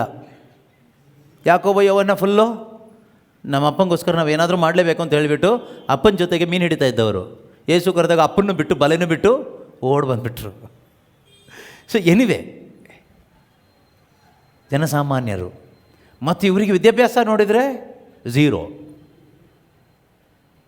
ಯಾವ ಊರಿಂದ ಯಾವ ಊರಿಗೆ ಹೋಗಬೇಕು ಅಂತ ಬಸ್ ಬೋರ್ಡ್ ಓದೋಕ್ಕೆ ಬರೋಲ್ಲ. ಥಾಮಸ್ ಇಂಡಿಯಾಕ್ಕೆ ಬಂದರು, ಚೆನ್ನೈಗೆ ಬಂದರು, ಶುಭ ಸಂದೇಶ ಸಾರಿದರು. ಅವ್ರಿಗೇನು ತಮಿಳು ಓದೋಕ್ಕೆ ಬರ್ತಾಯಿತ್ತಾ? ಹಿಂದಿ ಓದ್ಕೊಂಡು ಬಂದ್ರ? ನಮಗೆ ಕನ್ನಡ ಗೊತ್ತಿದ್ರು ನಮಗೆ ಶುಭ ಸಂದೇಶ ಸಾರೋಕ್ಕಾಗ್ತಾಯಿಲ್ಲ. ನಮ್ಮದೇ ಆದ ಭಾಷೆ ಗೊತ್ತಿದೆ, ಆದರೆ ನಮ್ಮ ಭಾಷೆಯಲ್ಲೇ ನಮಗೆ ನಮ್ಮ ಜೊತೆಗಿದ್ದವರಿಗೆ ಶುಭ ಸಂದೇಶ ಸಾರಲಿಕ್ಕೆ ನಮಗೆ ಆಗ್ತಾಯಿಲ್ಲ. ಯಾಕಂದರೆ ನಾವು ಮನುಷ್ಯರ ಜೊತೆಗೆ ನಡೀತಾ ಇದ್ದೀವಿ ಬಿಟ್ಟರೆ ಯೇಸು ಜೊತೆಗೆ ನಡೀತಾ ಇಲ್ಲ. ಅವ್ರು ಯೇಸು ಜೊತೆಗೆ ನಡೆದಿದ್ದರಿಂದ ಅವ್ರಿಗೆ ಭಾಷೆ ಪ್ರಾಬ್ಲಮ್ಮೇ ಅಲ್ಲ. Language was not at all a problem for them. See, because they walked with Jesus. ನಾವು ದೊಡ್ಡ ದೊಡ್ಡ ಲ್ಯಾಂಗ್ವೇಜ್ ವ್ಯಕ್ತಿಗಳ ಜೊತೆಗೆಲ್ಲ ನಡೀತೀವಿ, ಅದಕ್ಕೆ ನಮಗೆ language problem. Start walking with Jesus, you will get supernatural language. ಓದು ಗೊತ್ತಿಲ್ಲ, ಬರಹ ಗೊತ್ತಿಲ್ಲ, ಇಲ್ಲಿ ಬಂದು ದೊಡ್ಡ ಪಂಡಿತರಿಗೆಲ್ಲ ಶುಭ ಸಂದೇಶ ಸಾರಿ ಹೋದರು. ಪಾಂಡಿತ್ಯ ಪಡೆದ ಪೌಲನ್ನು ಓದು ಬರಹ ಗೊತ್ತಿದ್ದ ಜಾಗಕ್ಕೆ ದೇವರು ಕಳಿಸಿದ್ರು, ಹೋಗಿ ಶುಭ ಸಂದೇಶ ಸಾರು ಅಂತ. ಅವನ ತಲೆ ಕೆಟ್ಟೋಯ್ತು. ಪ್ರಾರಂಭದಲ್ಲಿ ತಲೆ ಕೆಟ್ಟೋಯ್ತು. ಅವನು ಇಷ್ಟೆಲ್ಲ ಓದಿ ಏನೂ ಗೊತ್ತಿಲ್ಲ, ಇವ್ರಿಗೆ ಹೆಂಗಪ್ಪ ಹೇಳೋದು, ಅರ್ಥ ಮಾಡಿಸೋದು ಅಂತ. ಆಗ ಒಂದು ಕೆಲಸ ಮಾಡಿದೆ, ಇದು ನನ್ನಿಂದ ಆಗಲ್ಲ, ದೇವ್ರನ್ನ ಆಶ್ರಯಿಸೋಣ ಅಂತ. ಅವನು ಸ್ವಂತ ಬುದ್ಧಿ ಕಲ್ತಿದ್ದೆಲ್ಲ ವೇಸ್ಟ್ ಆಗೋಯ್ತು. ಪೇತ್ರನ ಎಲ್ಲಿ ಕಳಿಸಿದ್ರು? ಜ್ಞಾನಿಗಳು, ಮೇಧಾವಿಗಳು ಹತ್ತಿರ ಇರೋ ಜಾಗ ಕಳಿಸಿದ್ರು, ಪಂಡಿತರು ಊರಿಗೆ ಕಳಿಸಿದ್ರು. ಎಲ್ಲ ಎಜುಕೇಟೆಡೇ, ಎಲ್ಲ ಪ್ರೊಫೆಸರ್ಗಳೇ, ಎಲ್ಲ ಟೈ ಹಾಕ್ಕೊಂಡು ಸೂಟ್ ಹಾಕ್ಕೊಂಡು ಬಂದವರೆ. ಇವನು ಗೋಣಿ ಚೀಲ ಹಾಕ್ಕೊಂಡು ಹೋಗಿದ್ದಾನೆ, ಮೀನು ಹಿಡಿಯೋ ಚೀಲ ಎಲ್ಲ ಇಟ್ಕೊಂಡು ಹೋಗಿದ್ದಾನೆ, ಗಡ್ಡ ಎಲ್ಲ ಬಿಟ್ಕೊಂಡು. ಇವ್ರು ನೋಡುವಾಗಲೇ ಕೆಲವು ಟೈಮ್ ನಾವು ಬ್ರದರ್ ನಂಗೆ ಬೇಡ ಬ್ರದರ್, ಮೈಕ್ ಬೇಡ ಬ್ರದರ್, ನಡುಕ ಆಗುತ್ತೆ. Stage fear. ಪೇತ್ರನಿಗೆ ಸ್ಟೇಜ್ ಫಿಯರ್ ಶುರು. ಏನು ಮಾಡೋದು? ಪೇತ್ರನೂ ಕೆಲಸ ಮಾಡಿದ್ದು, ನಮ್ದು ಯಾಕೋ ವರ್ಕೌಟ್ ಆಗಲ್ಲ ದೇವ್ರೆ, ನಾನು ನಿನ್ನನ್ನು ಆಶ್ರಯಿಸ್ತೀನಿ ಅಂತ. ಪೌಲನ್ನು ದೇವ್ರನ್ನ ಆಶ್ರಯಿಸ್ದ, ಪೇತ್ರನು ದೇವ್ರನ್ನ ಆಶ್ರಯಿಸ್ದ. ಸೊ ನಿನ್ನ ಶುಭ ಸಂದೇಶ ಸಾರಬೇಕಾದ್ರೆ ಸ್ವಂತ ಬುದ್ಧಿ, ಜ್ಞಾನ ಇದನ್ನು ಆಶ್ರಯಿಸಿದ್ರೆ ಆಗಲ್ಲ. ನಿನ್ನ ವೀಕ್ನೆಸ್ಸು ಬೇಕಾಗಿಲ್ಲ. ಕೆಲ ಟೈಮ್ ಹೇಳ್ತೀವಲ್ಲ, ನಾವು ತುಂಬ ವೀಕ್ ಬ್ರದರ್, ದೇವ್ರು ನಮ್ಮಲ್ಲಿ ಕೆಲಸ ಮಾಡ್ತಾರಾ? ದೇವ್ರಿಗೆ ಕೆಲಸ ಮಾಡಲಿಕ್ಕೆ ನಿನ್ನ ಸ್ಟ್ರೆಂತೇ ಬೇಕಾಗಿಲ್ಲ. ನೀನು ತಿಳ್ಕೊಂಡಿದ್ದೆ ನಿನ್ನ ಸ್ಟ್ರೆಂತಲ್ಲಿ ದೇವ್ರು ಕೆಲಸ ಮಾಡ್ತಾರೆ ಅಂತ. ಅದು ತಪ್ಪಾದ ತಿಳುವಳಿಕೆ. ನಿನ್ನ ಸ್ಟ್ರೆಂತಲ್ಲಿ ದೇವ್ರು ಕೆಲಸ ಮಾಡಿದರೆ ಕ್ರೆಡಿಟ್ ಯಾರಿಗೆ ಹೋಗುತ್ತೆ? ಅದಕ್ಕೆ ಫಸ್ಟ್ ದೇವ್ರು ನಿನ್ನ ಸ್ಟ್ರೆಂತ್ನ ತೆಗಿತಾರೆ.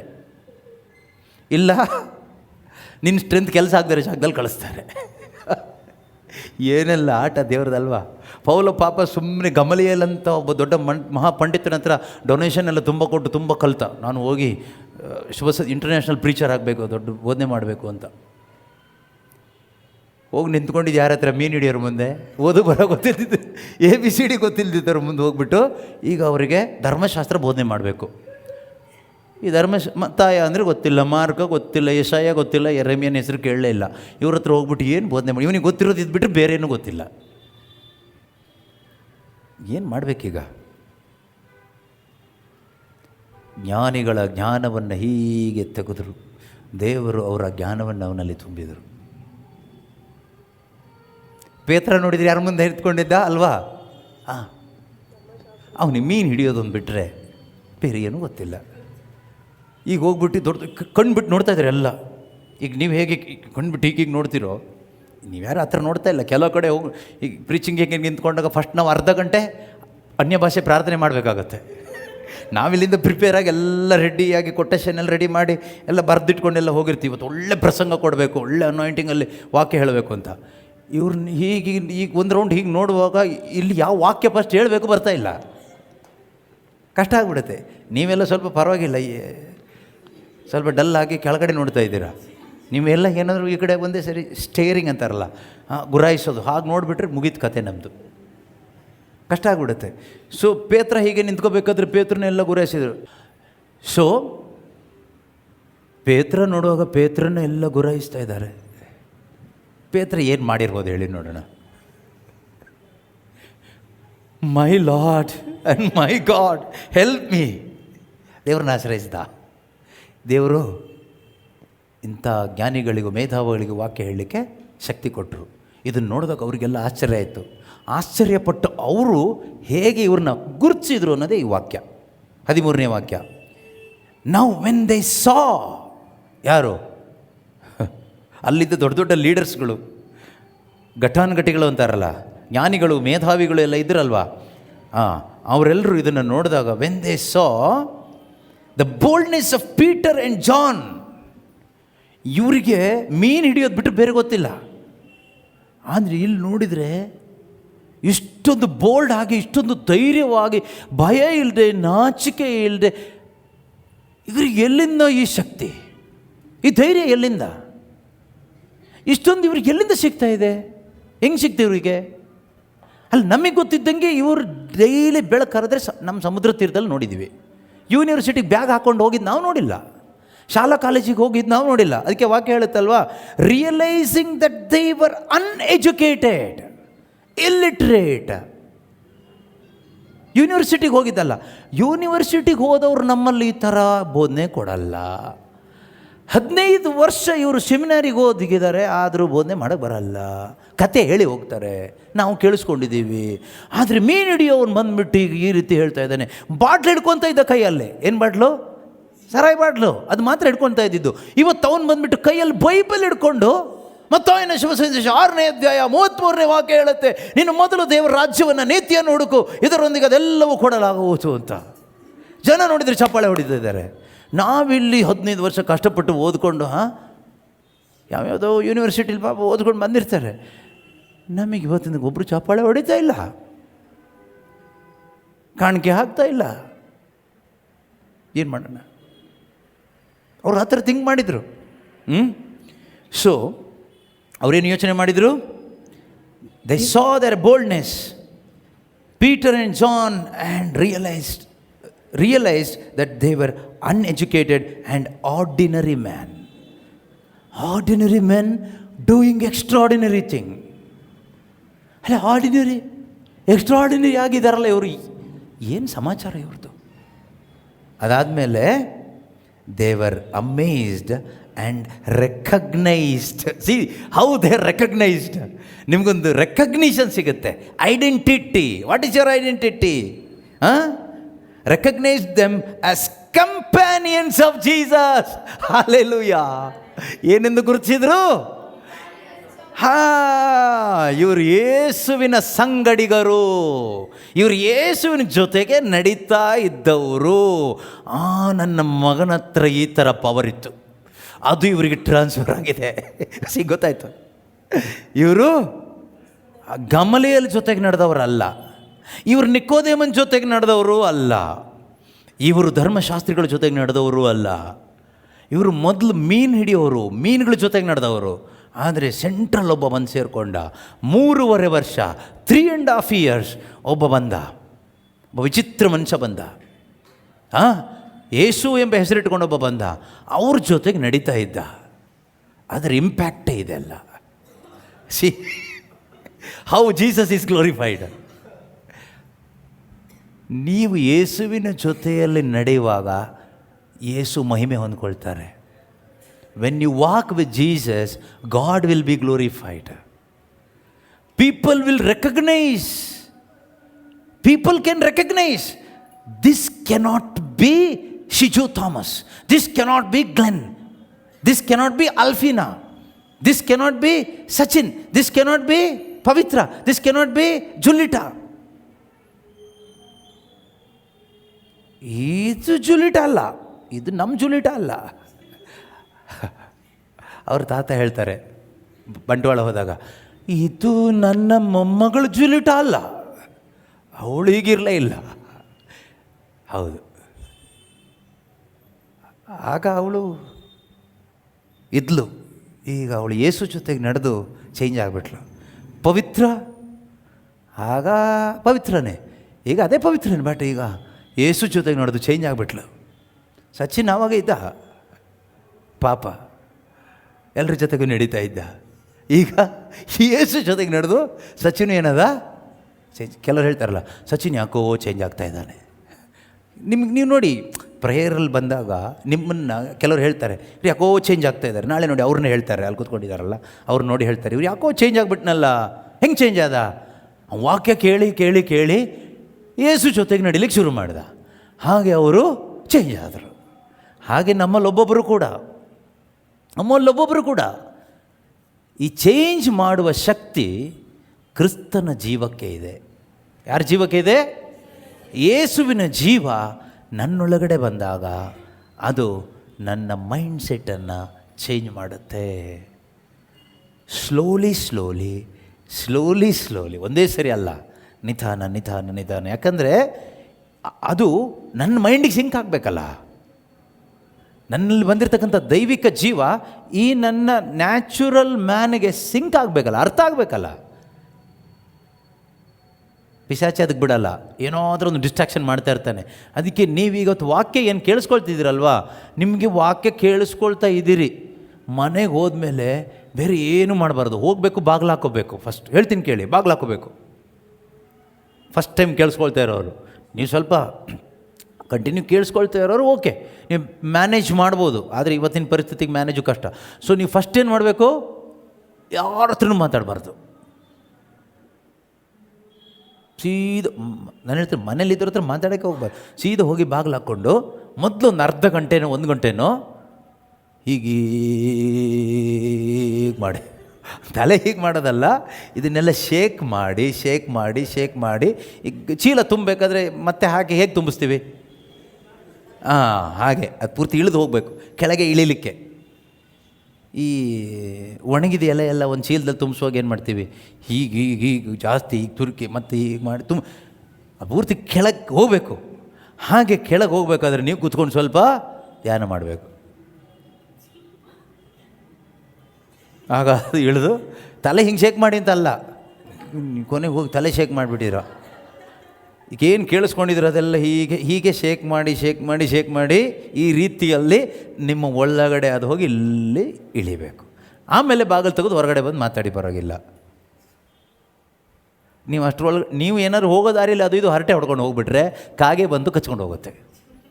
ಮತ್ತು ನಿಮ್ದು ಹಳೆ ಸ್ವಭಾವ ಬರುತ್ತೆ, ಜಡ ಸ್ವಭಾವ, ಶರೀರ ಸ್ವಭಾವ, ಮತ್ತೆ ದೇವ್ರಿಗೆ ಶತ್ರು. ಏನು ಕಷ್ಟ ಆಗುತ್ತೆ. ಮತ್ತೆ ಯೇಸು ಜೊತೆಗೆ ನಡಿಬೇಕು, ಮತ್ತೆ ಪ್ರಾಕ್ಟೀಸ್ ಮಾಡಬೇಕು, ಮತ್ತೆ ವಾಕ್ಯ ಬೇಕು. ಮತ್ತೇನು ಬೇಕು? ವಾಕ್ಯ ಬೇಕು. ನೋಡಿ, ವಾಕ್ಯ ಎಷ್ಟು ಒಳ್ಳೇದಲ್ವಾ? ವಾಕ್ಯ ಇಲ್ಲದಿದ್ದರೆ ನಾವು ಅಷ್ಟೇ. ನೀವು ಭಾಗ್ಯವಂತರು. ನಿಮಗೆ ಪ್ರತಿದಿನ ಏನು ಸಿಗ್ತಾ ಇದೆ? ದೇವರ ವಾಕ್ಯ ಸಿಗ್ತಾ ಇದೆ. ನಾನು ಇಲ್ಲಿಗೆ ನಿಲ್ಲಿಸ್ತೀನಿ. ಎದ್ದು ನಿಂತ್ಕೊಳ್ಳೋಣ, ಪ್ರಾರ್ಥಿಸೋಣ, ದೇವರಿಗೆ ವಂದನೆಯನ್ನು ಸಲ್ಲಿಸೋಣ.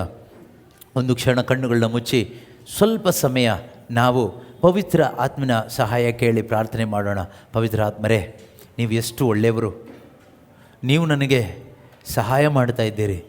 ಯಾವ ರೀತಿಯಲ್ಲಿ ಯೇಸುವಿನ ಜೊತೆಯಲ್ಲಿ ನಾನು ನಡೆಯಬೇಕು, ಯೇಸುವಿನ ಜೊತೆಯಲ್ಲಿ ನಡೆಯುವಾಗ ನನ್ನ ಜೀವಿತ, ನನ್ನ ಮನೋಭಾವನೆ ಯಾವ ರೀತಿಯಲ್ಲಿ ಅದು ಕ್ರಿಸ್ತ ಯೇಸುವಿನ ಮನೋಭಾವನೆಯಾಗಿ ಬದಲಾಗಿ ದೇವರ ಚಿತ್ತವನ್ನು ನೆರವೇರಿಸುವ ಒಂದು ನೂತನ ಜೀವನವನ್ನು ನನ್ನಿಂದ ಜೀವಿಸಲು ಸಾಧ್ಯ ಎಂಬ ಆ ಸತ್ಯವನ್ನು ನೀವು ನನಗೆ ತಿಳಿಸಿಕೊಟ್ಟಿದ್ದೀರಿ ಅಪ್ಪ. ಅದಕ್ಕಾಗಿ ನಿಮಗೆ ಕೃತಜ್ಞತೆಯನ್ನು ಸಲ್ಲಿಸ್ತಾ ಇದ್ದೇನಪ್ಪ. ದೇವರೇ, ಈ ಲೋಕದ ಜ್ಞಾನಿಗಳಿಗೂ ಮೇಧಾವಿಗಳಿಗೂ ನೀವು ಮರೆ ಮಾಡಿ ದೇವರೇ, ನಿನ್ನನ್ನು ಹುಡುಕಿಕೊಂಡು ಬಂದ ಮಕ್ಕಳಿಗೆ ನೀವು ತಿಳಿಸಿಕೊಟ್ಟಿದ್ದೀರಪ್ಪ. ಅದಕ್ಕಾಗಿ ನಿಮಗೆ ಸ್ತೋತ್ರ ಅಪ್ಪ. ಇಂದು ನಮ್ಮಲ್ಲಿ ಒಂದು ಬದಲಾವಣೆ ಇದ್ದರೆ ಅದು ಮನುಷ್ಯ ತಂದುಕೊಟ್ಟ ಬದಲಾವಣೆ ಅಲ್ಲ ದೇವರೇ, ಅದು ನಿನ್ನ ಪವಿತ್ರ ಆತ್ಮನು ನನ್ನಲ್ಲಿ ತಂದುಕೊಟ್ಟ ಬದಲಾವಣೆ ಆಗಿದೆ ಅಪ್ಪ. ಈ ಪ್ರೀತಿ ನನ್ನಿಂದ ಸಾಧ್ಯ ಇಲ್ಲ ಸ್ವಾಮಿ. ಪರಿಶುದ್ಧ ಜೀವನ ನನ್ನದಲ್ಲ, ಕ್ಷಮೆಯ ಜೀವನ ನನ್ನದಲ್ಲ, ಸಹನೆಯ ತಾಳ್ಮೆಯ ಜೀವನ ನನ್ನದಲ್ಲ, ಶಾಂತಿಯ ಜೀವನ ನನ್ನದಲ್ಲ. ಅದು ಯೇಸುವಿನ ಜೀವ ನನಗೆ ದಾನವಾಗಿ ಕೊಟ್ಟಿದ್ದು. ದೇವರೇ, ಆ ಜೀವವನ್ನು ತಂದು ಕೊಟ್ಟಿದ್ದೀರಿ ಸ್ವಾಮಿ ನಿನ್ನ ವಚನಗಳ ಮುಖಾಂತರ. ಅದಕ್ಕಾಗಿ ಸ್ತೋತ್ರ. ಇದನ್ನು ಕಂಡ ದಾವೀದನು ಹೇಳ್ತಾನೆ, ದೇವರೇ, ಸಾವಿರಾರು ಚಿನ್ನ ಬೆಳ್ಳಿ ನಾಣ್ಯಕ್ಕಿಂತಲೂ ನಿನ್ನ ಬಾಯಿಂದ ಹೊರಟು ಬರುವ ನಿನ್ನ ಧರ್ಮಶಾಸ್ತ್ರ, ನಿನ್ನ ವಾಕ್ಯಗಳು ಎಷ್ಟೋ ಅಮೂಲ್ಯವಾದದಪ್ಪ. ನಿನ್ನ ವಾಕ್ಯದ ಮಹಿಮೆಯನ್ನು ಕಾಣುವಂತೆ ನನ್ನ ಕಣ್ಣಿನಿಂದ ಕುರುಡುತನವನ್ನು ತೆಗೆದು ಹಾಕು ಸ್ವಾಮಿ. Lord, remove that blindness from my eyes to see the glory of your word, light of your word. ನಿನ್ನ ವಾಕ್ಯದ ಬೆಳಕನ್ನು ಕಾಣುವಂತೆ, ನಿನ್ನ ವಾಕ್ಯದ ಮಹಿಮೆಯನ್ನು ನಾನು ಕಾಣುವಂತೆ ಕರ್ತನೇ, ನನ್ನ ಮನಸ್ಸಿನಲ್ಲಿರುವ ಮೂಢತನವನ್ನು, ಅಂಧಕಾರವನ್ನು ತೆಗೆದು ಹಾಕು ದೇವಾ ಎಂದು ದಾವೀದನು ಒಂದು ಪ್ರಾರ್ಥಿಸಿದ ಸ್ವಾಮಿ. ನಿನ್ನ ವಾಕ್ಯಕ್ಕೆ ಎಷ್ಟು ಬೆಲೆ ಆತನು ಕೊಟ್ಟ. ದೇವರೇ, ಇಂದು ನಾವಾದರೂ ನಿನ್ನ ವಾಕ್ಯವನ್ನು ಕೇವಲ ವಾಕ್ಯವಾಗಿ ಮಾತ್ರ ತೆಗೆದುಕೊಳ್ತಾ ಇದ್ದೇವಪ್ಪ. ಆದರೆ ಅದರಲ್ಲಿ ಮಹಿಮೆ ಇದೆ, ಅದರಲ್ಲಿ ಪರಲೋಕವಿದೆ, ಅದರಲ್ಲಿ ಕ್ರಿಸ್ತನ ಜೀವ ಇದೆ ಎಂಬುದನ್ನು ನಾವು ಮನಗಾಣದೆ ಹೋಗಿದ್ದೇವೆ ಸ್ವಾಮಿ. ನಮ್ಮನ್ನು ಕ್ಷಮಿಸಿರಿ ಅಪ್ಪ. ಎಷ್ಟು ಪ್ರೆಷಿಯಸ್ ಆಗಿದೆ ನಿನ್ನ ವಾಕ್ಯ. ಶುಭ ಸಂದೇಶವನ್ನು ತರುವವರ ಬರುವಿಕೆ ಎಷ್ಟು ಸುಂದರವಾದದ್ದು ದೇವರೇ. ನಿನ್ನ ವಾಕ್ಯ ನನ್ನ ಜೀವಿತಕ್ಕೆ ಬರಮಾಡುವಂತೆ ಮಾಡಿದಕ್ಕಾಗಿ ಸ್ತೋತ್ರ ಅಪ್ಪ. ನಿನ್ನ ವಾಕ್ಯ ನನ್ನಲ್ಲಿ ತಿಳಿಸಿಕೊಟ್ಟಿದ್ದು ನರಮಾನವ ಶಕ್ತಿ ಅಲ್ಲ, ಅದು ನಿನ್ನ ಪವಿತ್ರ ಆತ್ಮರಾಗಿದ್ದಾರೆ ಅಪ್ಪ. ಪವಿತ್ರ ಆತ್ಮರೇ, ನಿಮಗೆ ಕೋಟಿ ಕೋಟಿ ಸ್ತೋತ್ರ. ಅಂದು ಪೇತ್ರನಿಗೆ ನೀವು ಹೇಳಿದ್ದೀರಿ, ಯೇಸುವೆ, ನಿನಗೆ ಇದನ್ನು ಶ್ರುತಪಡಿಸಿಕೊಟ್ಟಿದ್ದು ನರಮಾನವ ಶಕ್ತಿ ಅಲ್ಲ ಪೇತ್ರ, ಪ್ರೇಷಿತರಲ್ಲ, ಪ್ರವಾದಿಗಳಲ್ಲ. ನಿನಗಿದನ್ನು ಪ್ರಕಟಪಡಿಸಿಕೊಟ್ಟಿದ್ದು ಸ್ವರ್ಗದಲ್ಲಿರುವ ನನ್ನ ತಂದೆಯ ಆತ್ಮ, ಪರಿಶುದ್ಧ ಆತ್ಮ. ತಂದೆ ದೇವರು ತನ್ನ ಆತ್ಮನ ಮುಖಾಂತರ ನಿನಗೆ ಪ್ರಕಟಪಡಿಸಿಕೊಟ್ಟಿದ್ದಾರೆ. ನೀನು ಧನ್ಯ ಪೇತ್ರ, ನೀನು ಧನ್ಯ. ಪ್ರೀತಿಯ ಸಹೋದರ ಸಹೋದರಿಯರೇ, ಪ್ರೀತಿಯ ದೇವರ ಮಕ್ಕಳೇ, ನೀವು ಧನ್ಯರು. You are blessed. If you have received any revelation today, you are blessed. ಇವತ್ತು ನಿಮಗೇನಾದರೂ ಒಂದು ಪ್ರಕಟಣೆ ಸಿಕ್ಕಿದ್ದಿದ್ರೆ,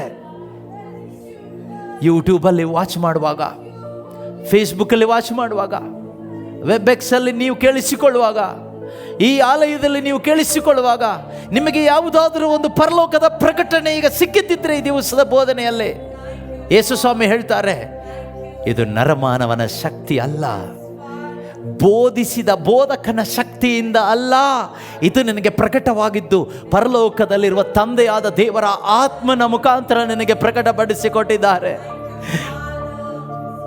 ಪವಿತ್ರ ಆತ್ಮರೇ, ನಿಮಗೆ ಕೋಟಿ ಕೋಟಿ ಸ್ತೋತ್ರ.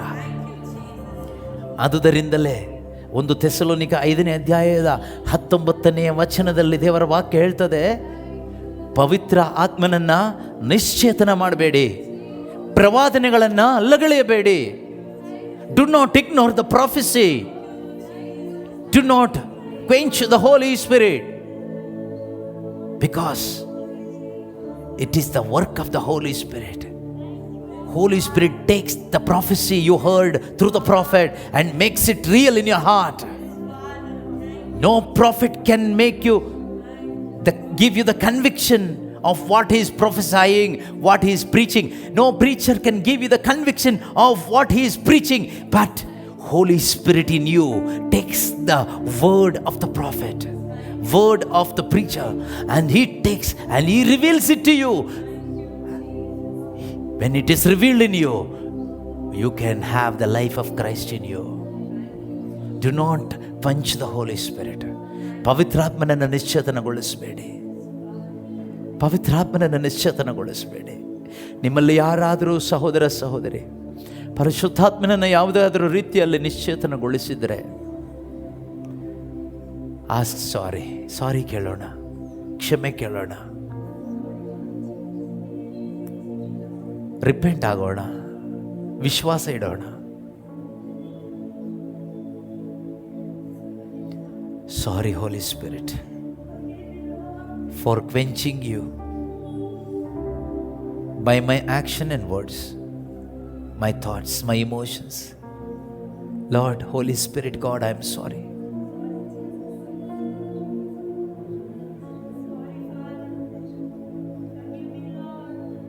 ನಿನ್ನ ಬಳಿಯಲ್ಲಿ ನೀರು ಕೇಳುತ್ತಿರುವ ವ್ಯಕ್ತಿಯನ್ನಾಗಲಿ, ನಿನ್ನೊಂದಿಗೆ ಮಾತನಾಡುತ್ತಿರುವ ಈ ವ್ಯಕ್ತಿಯನ್ನಾಗಲಿ ನೀನು ಅರಿತಿದ್ದರೆ, ನೀನು ಆತನಲ್ಲಿ ಕೇಳ್ತಾ ಇದ್ದೆ, ಆತನು ನಿನಗೆ ಜೀವಜಲ ಕೊಡ್ತಾ ಇದ್ದ. ದೇವರ ವರವನ್ನಾಗಲಿ, ನಿನ್ನ ಬಳಿಯಲ್ಲಿ ನೀರನ್ನು ಕೇಳುತ್ತಿರುವ ವ್ಯಕ್ತಿಯನ್ನಾಗಲಿ ನೀನು ಅರಿತಿದ್ದರೆ ನಿನಗೆ ಜೀವಜಲ ಸಿಗುತ್ತೆ. ಯೇಸುವಿನ ಅರಿವು ಜೀವಜಲದ ಅನುಭವ. Knowing Jesus is equal to experience of the living water.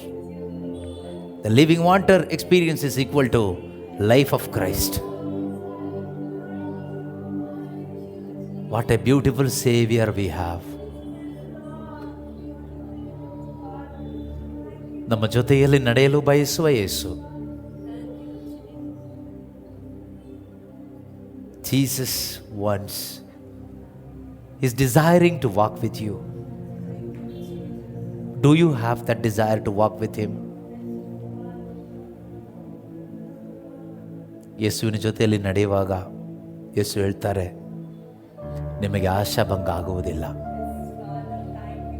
You will not be disappointed, because there is no disappointment in my life. When you walk with me, you can experience my life, and my life has no disappointment. The life of Christ is full of joy. Even on the cross, you can experience the joy. With that joy, you can forgive your enemies. Father, forgive them, for they do not know what they are doing. And you can take care of another one who is suffering next to you and promise him something better. Today you will be with me in paradise, and still you will be caring your parents. Take care of my mother. Here is your mother.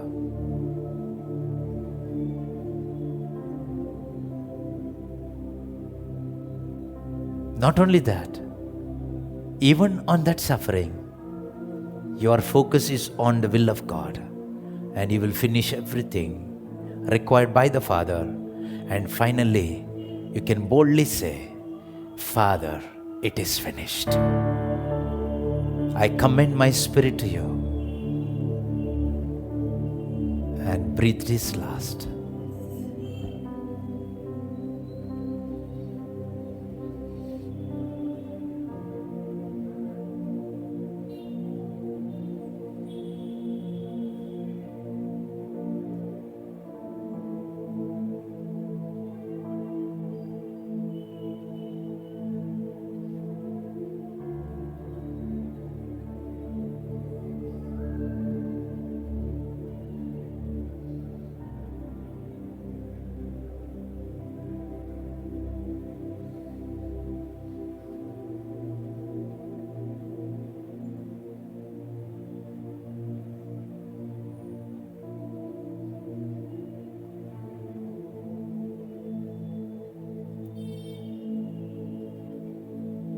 ತಂದೆಯಾದ ದೇವರೇ, ಯೇಸುವಿನೊಂದಿಗೆ ನಡೆಯಲು ಈ ಲೋಕದಲ್ಲಿ ನಮಗೆ ಕೊಟ್ಟ ಒಂದು ಸುವರ್ಣ ಅವಕಾಶ, ದೊಡ್ಡ ಸೌಭಾಗ್ಯ, ಮಹಾಕೃಪೆಗಾಗಿ ಕೋಟಿ ಕೋಟಿ ಸ್ತೋತ್ರ.